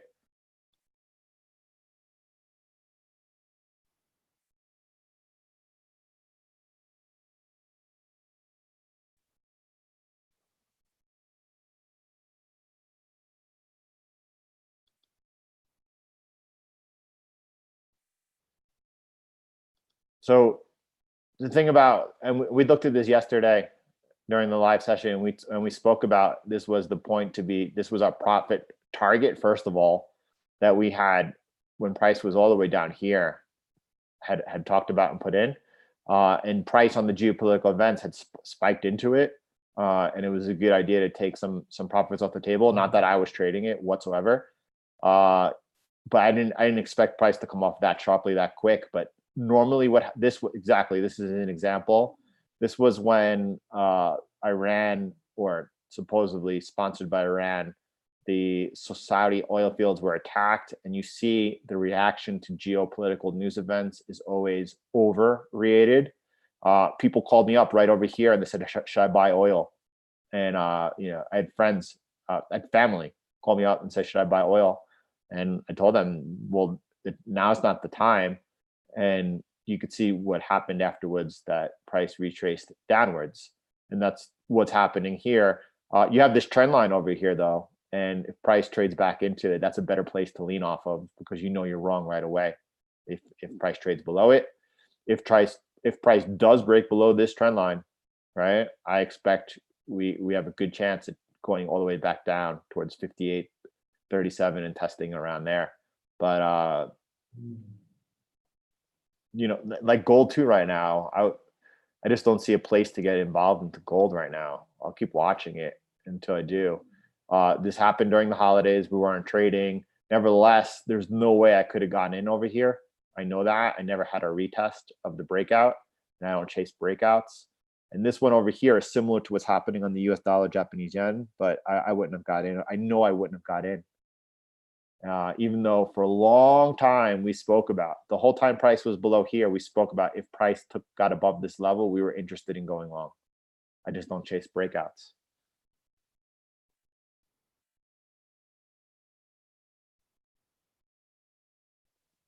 Does look like the euro US dollar is making that lower low on the day. Pretty spot on with reading the market and the tape today.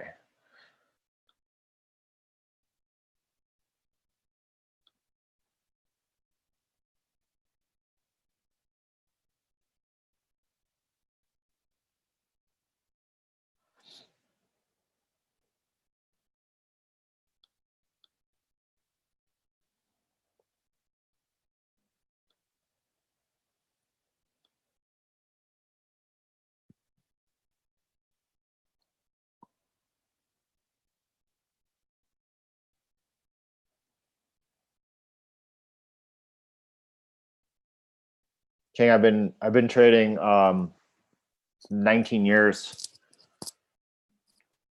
20 years. I've been trading full time since 2003. No, you're so happy to have you. Yeah, we're all a new. We have a solid group. I really appreciate everyone in here. I don't know if you could hear me when I'm. I don't know if you guys were able to hear me or not when I'm off screen. Yeah, King. No, I'm glad you're here, new or not. We're all new here. We've only been together now. I think we're going on close to 2 months now. We just started, but we do live stream every day, 9 o'clock a.m. Eastern time, and we are building up a good group. Everyone in here is pretty awesome, right? And I enjoy being with you guys and working together, and the community that we're growing and developing. And so I'm glad you're here. And I've been trading 19 years, 20 years now, full time since 2003. And yeah, I'm definitely glad you're here. Everyone has a lot to offer, and the idea is to continue building each other up and making each other better traders. I know that the more that I build everyone up in here, the better trader that it's going to make me. So I'm all about it.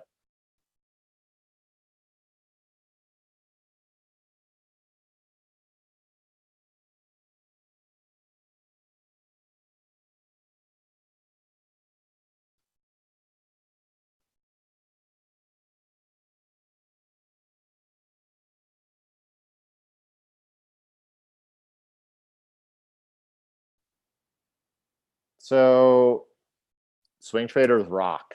I think it's the best way to make money in Forex.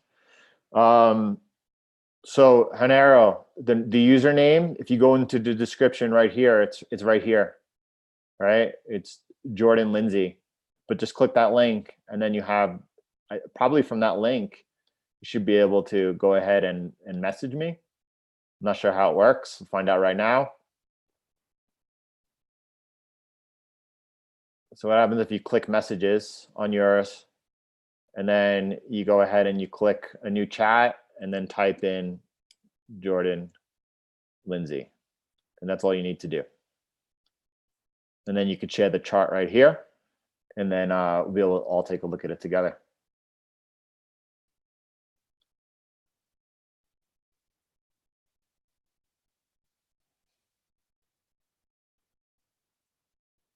That's yeah,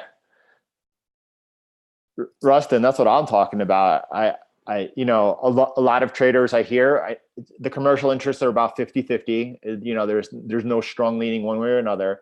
But a lot of people, again, Peter Brandt on Real Vision yesterday was talking about he's, now believes in this month, January, the low will be put up for the euro. And a lot of people are leaning long the euro and weak dollar.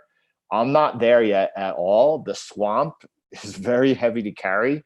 As a position trader on the euro US dollar, that stuff adds up quickly. And if the pips are not following, you're gonna get crushed. Of course, if the trend is up, the carry means nothing. The swap means nothing. You'll make your money easily. But listen, I'm bullish the dollar, right? Until we break down out of here. If we break down to the downside below this support and below this trend line, then I'm bearish the dollar. But until then, I'm bullish the dollar. I think this is a rising wedge. I mean, a bull flag, and I think we break out to the upside. I know that everyone is, a lot of people. I shouldn't say everyone. There's a lot of people who are dollar bulls right now, but there are also equally amount of people who are very bearish the dollar. I get that the Fed is monetizing the U.S. Debt right now. That's why gold is outperforming the dollar, and gold is the proxy play on that. But we'll see. I'm open. The charts tell the story, and I follow the charts. Hernero, are you having trouble posting that chart? I think you just need to go into private messages, open up a new chat window, and type my name.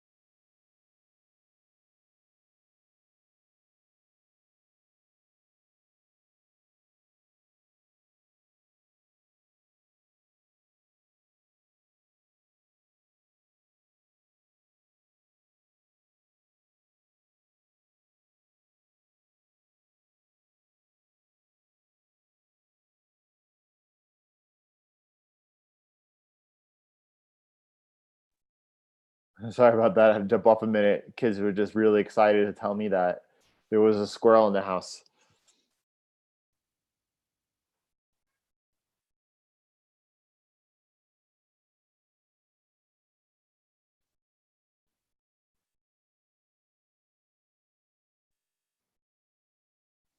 Reb.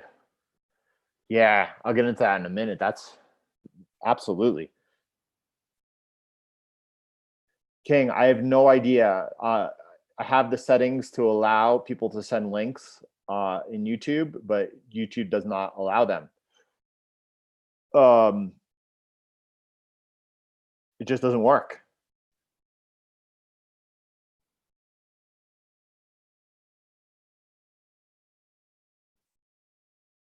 I'm not seeing anything yet, Hanera. I don't know how quick those messages come through. We'll wait a couple of minutes. Rustin, I'm very interested to hear your thoughts on the Mexican peso. Please do share them. I don't know. I know Mexico's in recession right now.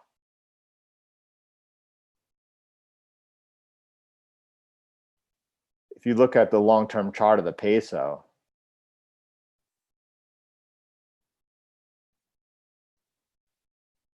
but Mexico is in recession right now. I don't know how much further downside the peso has here. Are you in Rustin? You saying a game changer? Are you seeing further downside here? I would be really surprised, but I don't know. I thought we were going to be seeing a much higher peso.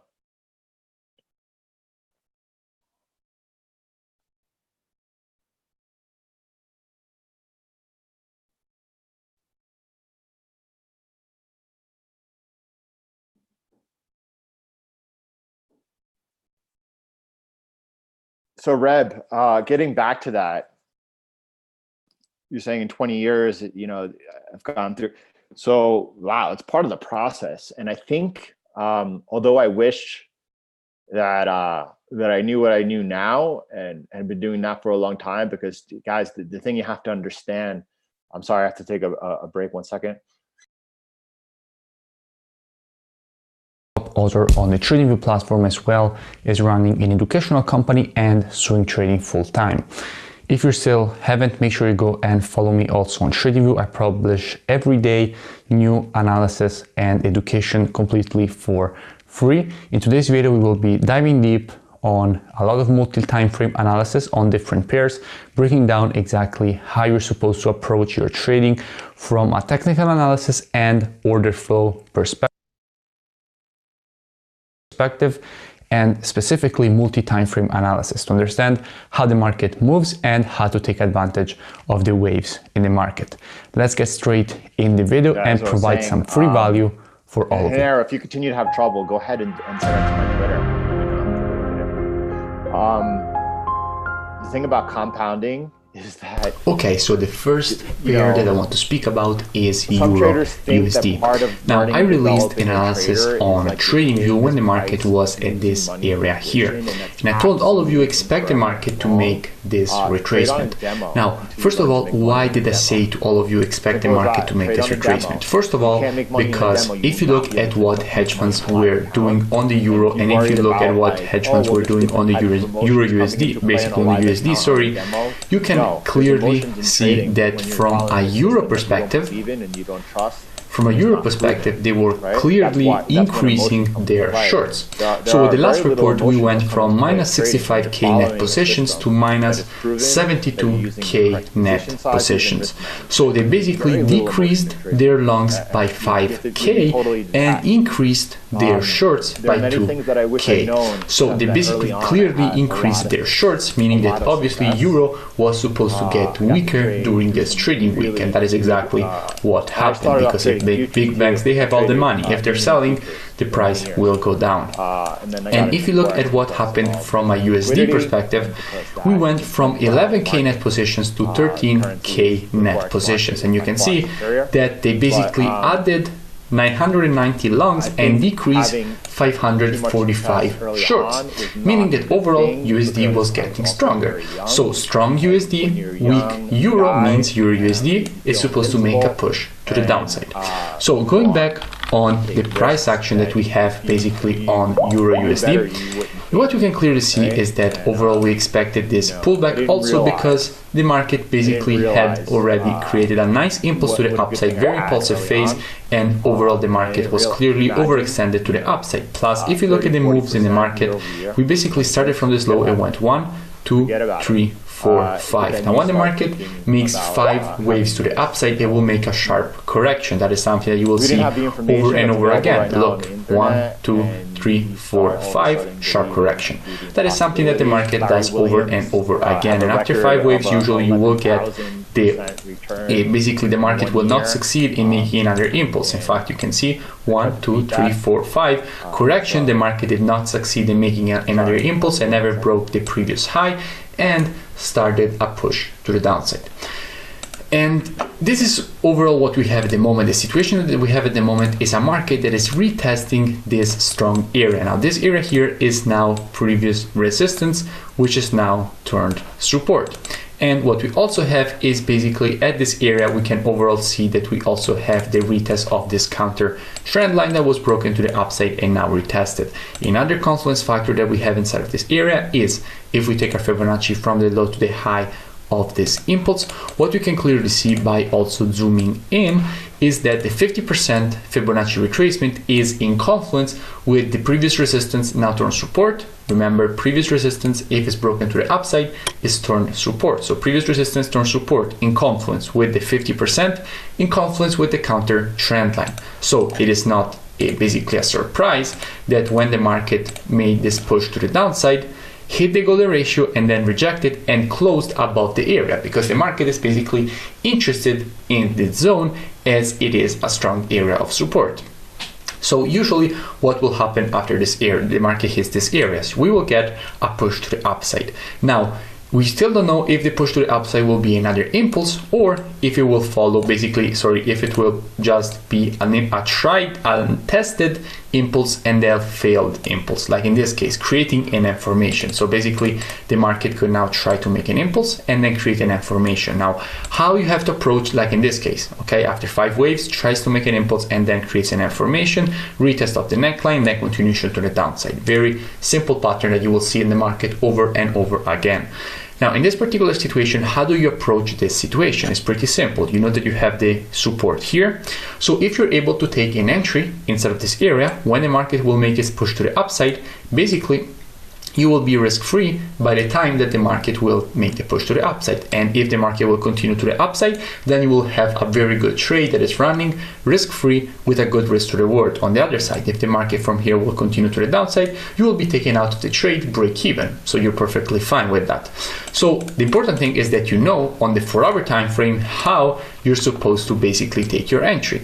Because at the moment on the 4-hour time frame, everything is still, from a structure perspective, still bearish. So you can't be looking for a long yet. So basically what we will be doing with the students, we will be monitoring price action on Euro USD inside of this zone.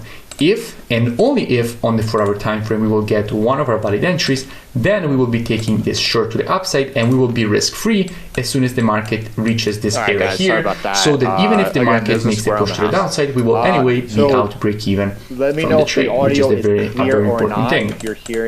And overall, if the market will continue to the upside and make a new impulse, then we will have our target at the -27 of the Fibonacci taken on the previous leg. Why? Because if we want information on this retracement, as we did before, we took our Fibonacci on the impulse. But if we want information on the next impulse, then we need to take our Fibonacci on the retracement, because it is basically how you will get the most accurate target. The market will continue to the upside until here. So this is how we will approach Euro USD. Only if the market will provide us one of our valid entries, then we will be entering, because at the moment the price action is absolutely bearish on the 4 hours. So we have very good probabilities of continuing to the downside and breaking this area, unless on the 4 hours we see a clear shift of environment, structure, and price action. So this is what we have at the moment on Euro USD. Let's go and check out what we have on NZD CAD. That is the other pair that I want to speak about today with you.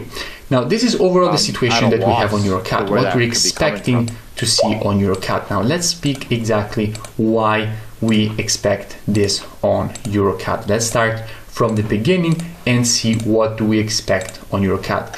So first of all, the last time I spoke about it, the market was here, and I told you expect the market to make this push to the downside, and I told you this on TradingView. And why did I tell all of you to expect this push to the downside? Because first of all, from a daily perspective, we have it right in front of our eyes. We have an overextended W formation to the upside, which will trigger a sharp push to the downside. At least, that is at least what you expect. You expect at least the market to make a retest of this zone here, which is the previous resistance, now turn support. So you expect the market to go at least at this area. Now, if we go on the weekly time frame, what do we expect the market to go? The market to go even lower, because we have a clear impulse followed by a clear correction, and we never got a solid, basically a correction in the market from a weekly perspective. If we have impulse correction, we expect the market to make at least a push to this zone here.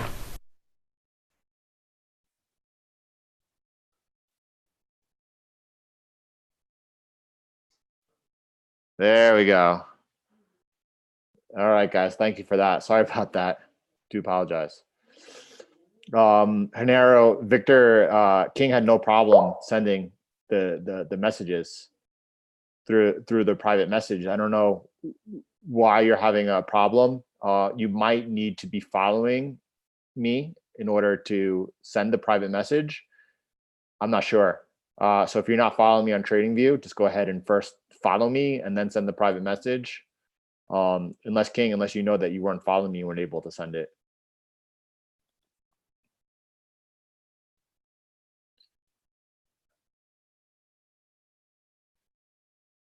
So I appreciate all your patience for that, guys. Sorry about that.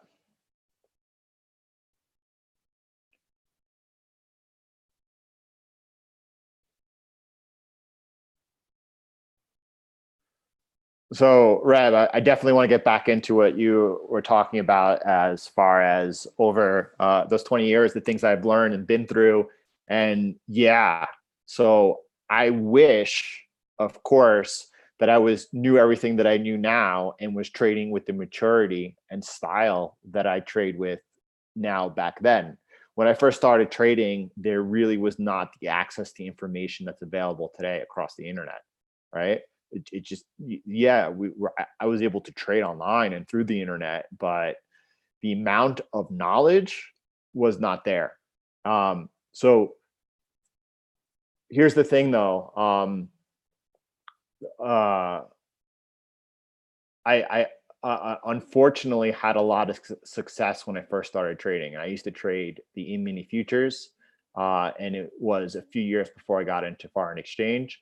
Foreign exchange is by far a more superior market because it is open 24 hours a day and the liquidity is there, as well as the leverage, if you could use it for your advantage, is nice. I did learn from, early on that you only need a small amount of leverage to trade successfully. And from the very beginning, I traded with very good position sizes.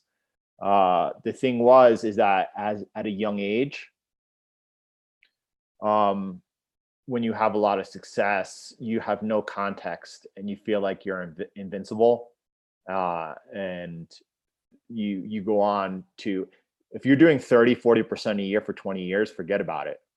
But when you're in, when you're in your early 20s, you have no context and you don't understand what that is or what that means, unless you have the education that's available today. And from there you go on and you think that you can do things that are simply not possible. For example, Larry Williams had put up an 11,000% return in a year. That was my goal, to try and beat that. Right? It's not necessary. You don't need to do things like that. Right? And I did get as high as 7,000-8,000%, but then blew out the account and wiped the account. And over the course of those 20 years, I wiped out many accounts because I was trying to have these unrealistic returns that is not the way to make money consistently in the markets, right? And by trade, and I know what it's like to be an aggressive trader. I've traded probably more aggressive than any of you ever will on a higher frequency time frame. higher leveraged. I've done and tried everything. What I have learned is by really picking my setups, trading with a favorable risk to reward, taking a few trades a week, then I'm very profitable, right? That's why I wait for my trades to come from me. I know where chasing trades get you. I know by just taking trades to be in the market, what that does for your account. And I've learned that capital is irreplaceable, and also what it does when it's working for you. There are plenty of ways to make money in the markets. There are plenty of strategies and plenty of time frames. It is ultimately about what is going to work for the longest term and what could fit your lifestyle best, right? Do you want to be I used to trade the 3-minute futures. Do you want to be tied down to the, to the monitor for hours at a time with that type of intensity? No, probably not. And the thing is you make more money trading on the higher time frames. So I wish I knew everything that I knew when I first began, but it would be impossible. I wouldn't have gotten to where I have gotten today if I had not been through all that I had been through. And in those 20 years, I don't, I've been through and seen a lot and experienced a lot. All the time, I'm always pushing myself and exploring and trying to learn. I have probably traded over.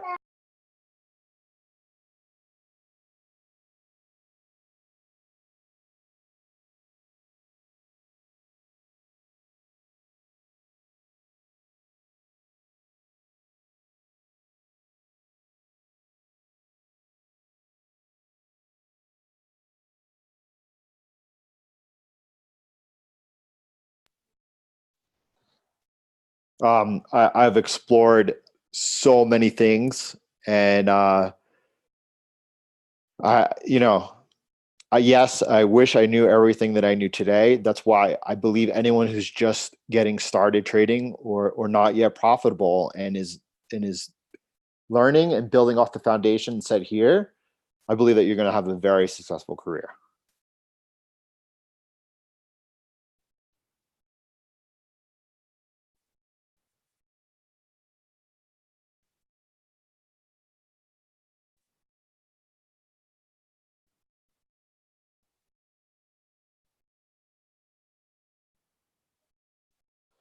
So Reb, yeah, I believe 50 to 1 is also all that needed to make some exceptional returns. That's what I traded off, probably, I think, for like my first 12 years of trading. My first trading system that I ever developed was in the stock markets, and it was first doing a scan for all companies that were trading, trending with a RSI over 30. They were in the top 80% of profitability.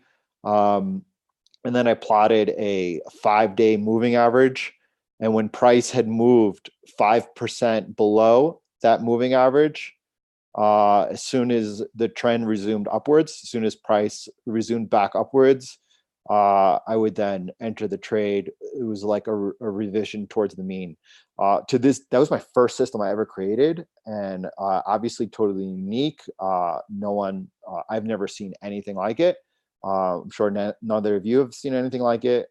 It produced excellent returns, and I'm sure to this day it still does, only that I just don't trade the stock market.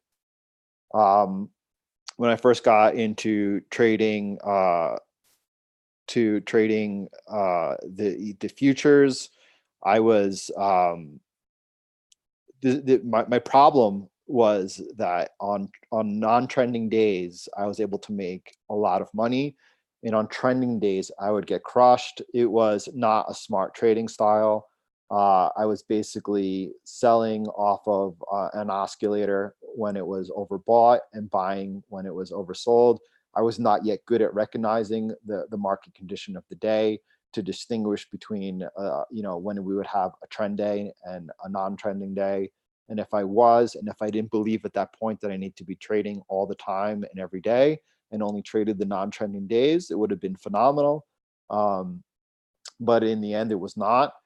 And then from there, I got involved. I believe the first successful Forex system that I created was using, I don't remember what it was. It was using the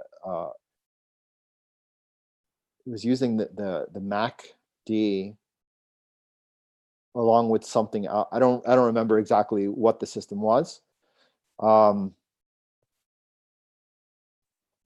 But yeah, I mean, I've definitely tried everything and been everywhere.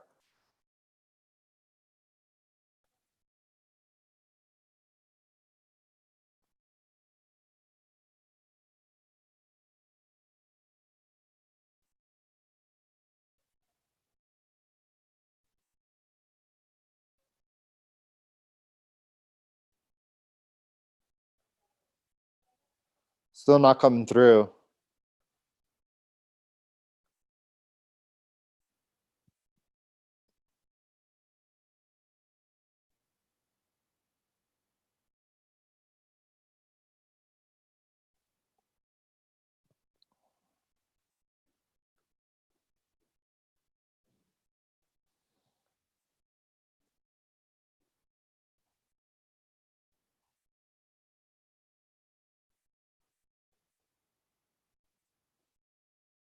Always have traded with indicators. I still trade with indicators.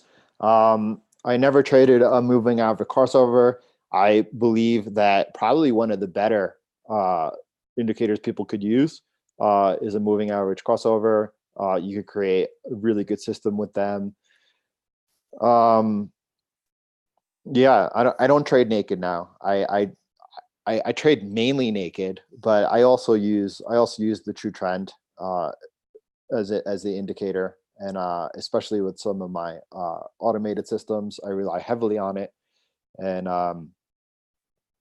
you know, I some people trade naked. I don't know. I only know what works. I believe indicators are extraordinarily helpful.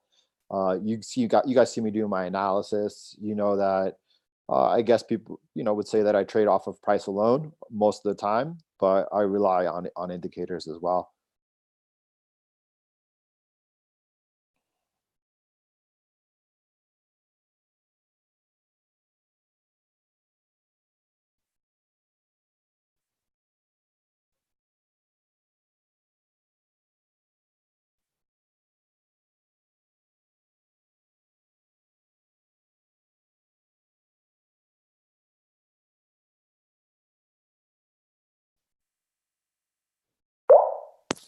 So what I am interested in right now in this moment here on this open Euro US dollar trade, as we're rolling in to lunchtime in New York here, and although we're trading towards the low of the days and below, as Blair pointed out, the 200-day moving average coming right back up to test it now.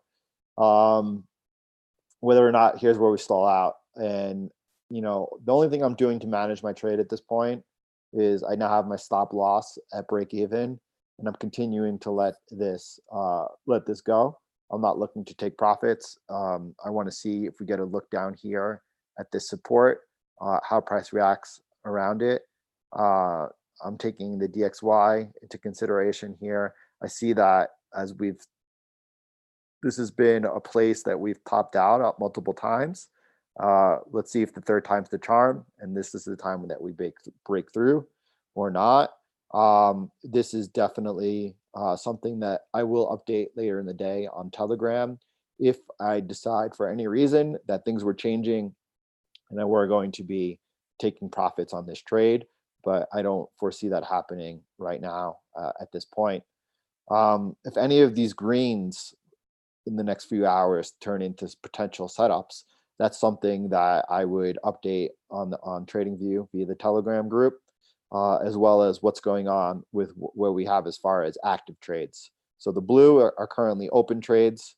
If anything changes with them, both locked in stops to break even. and just letting those trades run right now. If anything changed with them, I would update through the Telegram. These are the trades I'm watching for tomorrow. If anything develops, I will do an update either way on both of those going into the close of New York today. And if anything new develops over here.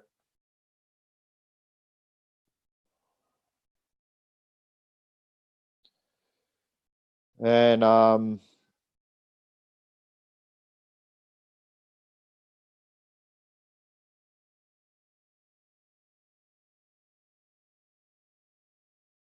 that's exactly where I am, Hanero. That's exactly where I am.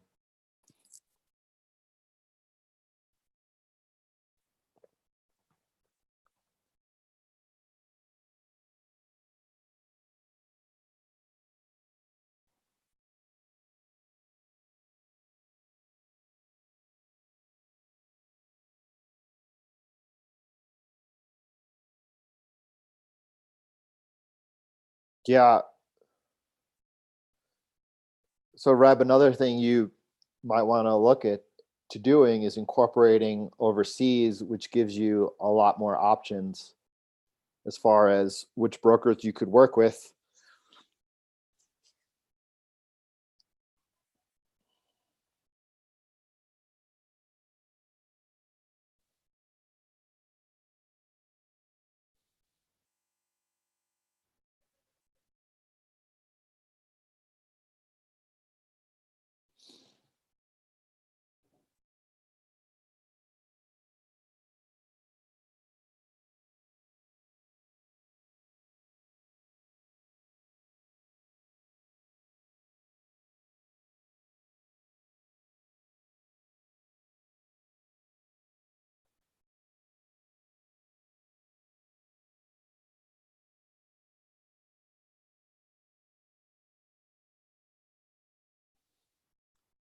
King, so good question.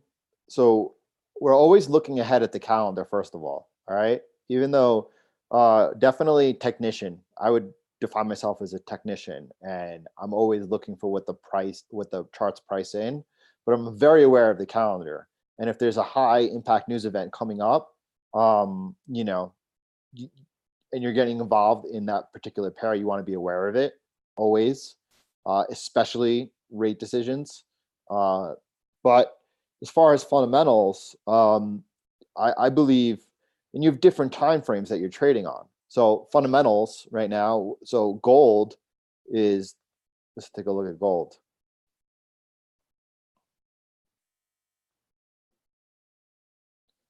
Here was when the move of gold started. This was technical, right? This was a trend line break, came up, tested the first resistance as always, came back down. It tested the broken resistance and held the support, and then we were off to the races, right? But this is fundamental. This was technical, but the fundamentals are here also right now, right? What do you have going on right now? You have a strong dollar. Gold's rising against the dollar, but the U.S. deficits are growing, and now the Fed is beginning to monetize them, right? So fundamentals are extraordinarily important, but at the end of the day, it's what the charts are doing, what the charts are pricing in. So if you have, and this is for more investing than trading, but if you have the longer term fundamentals of something really in place, and then you could trade around that technically, that's the way to do it. But if you're swing trading, if you're holding things from anywhere from 1 day to 3 days or longer, if the trade goes with you and really goes in your favor and you get to turn that into a position trade, that's different. You could rely solely on the charts and just be aware of be aware of the calendar and what's going on around you. But if you're looking to take some longer term trades, you want to be aware of the fundamentals strongly, and then you want to line up the technicals around it.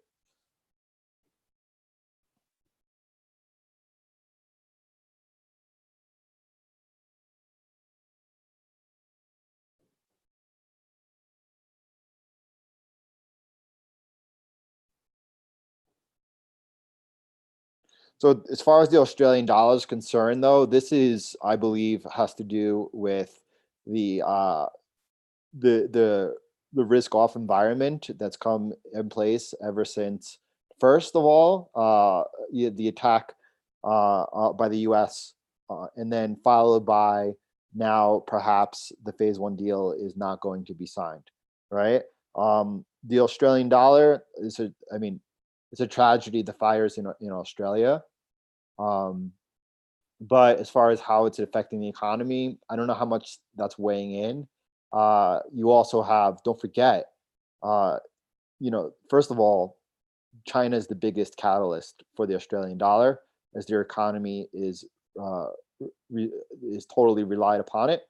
And then also gold, and gold's trading at 5 years highs over here. And you have the Australian miners, which is a big part of the Australian economy. So I think this is more of, right now, what you're seeing take place on the Australian dollar is more of a risk off type situation.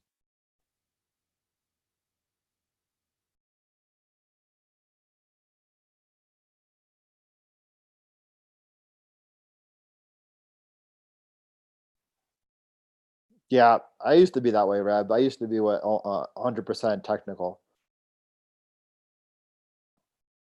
If you're aware of the fundamentals, though, it's another edge, and it's all about adding up edges.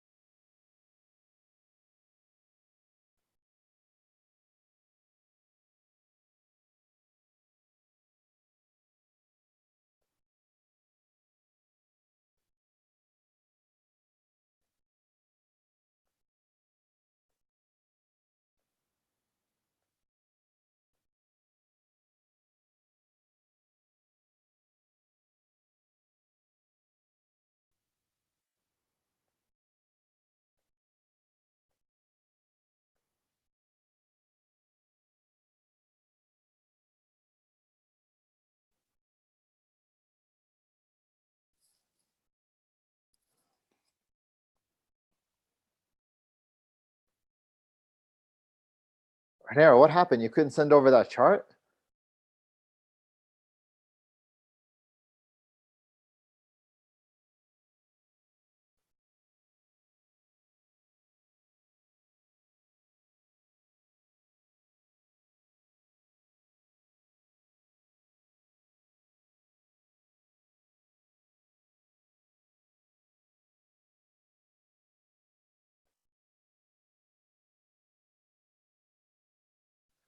All right, everyone, this is a perfect place to wrap it up for today as we go into lunchtime in New York.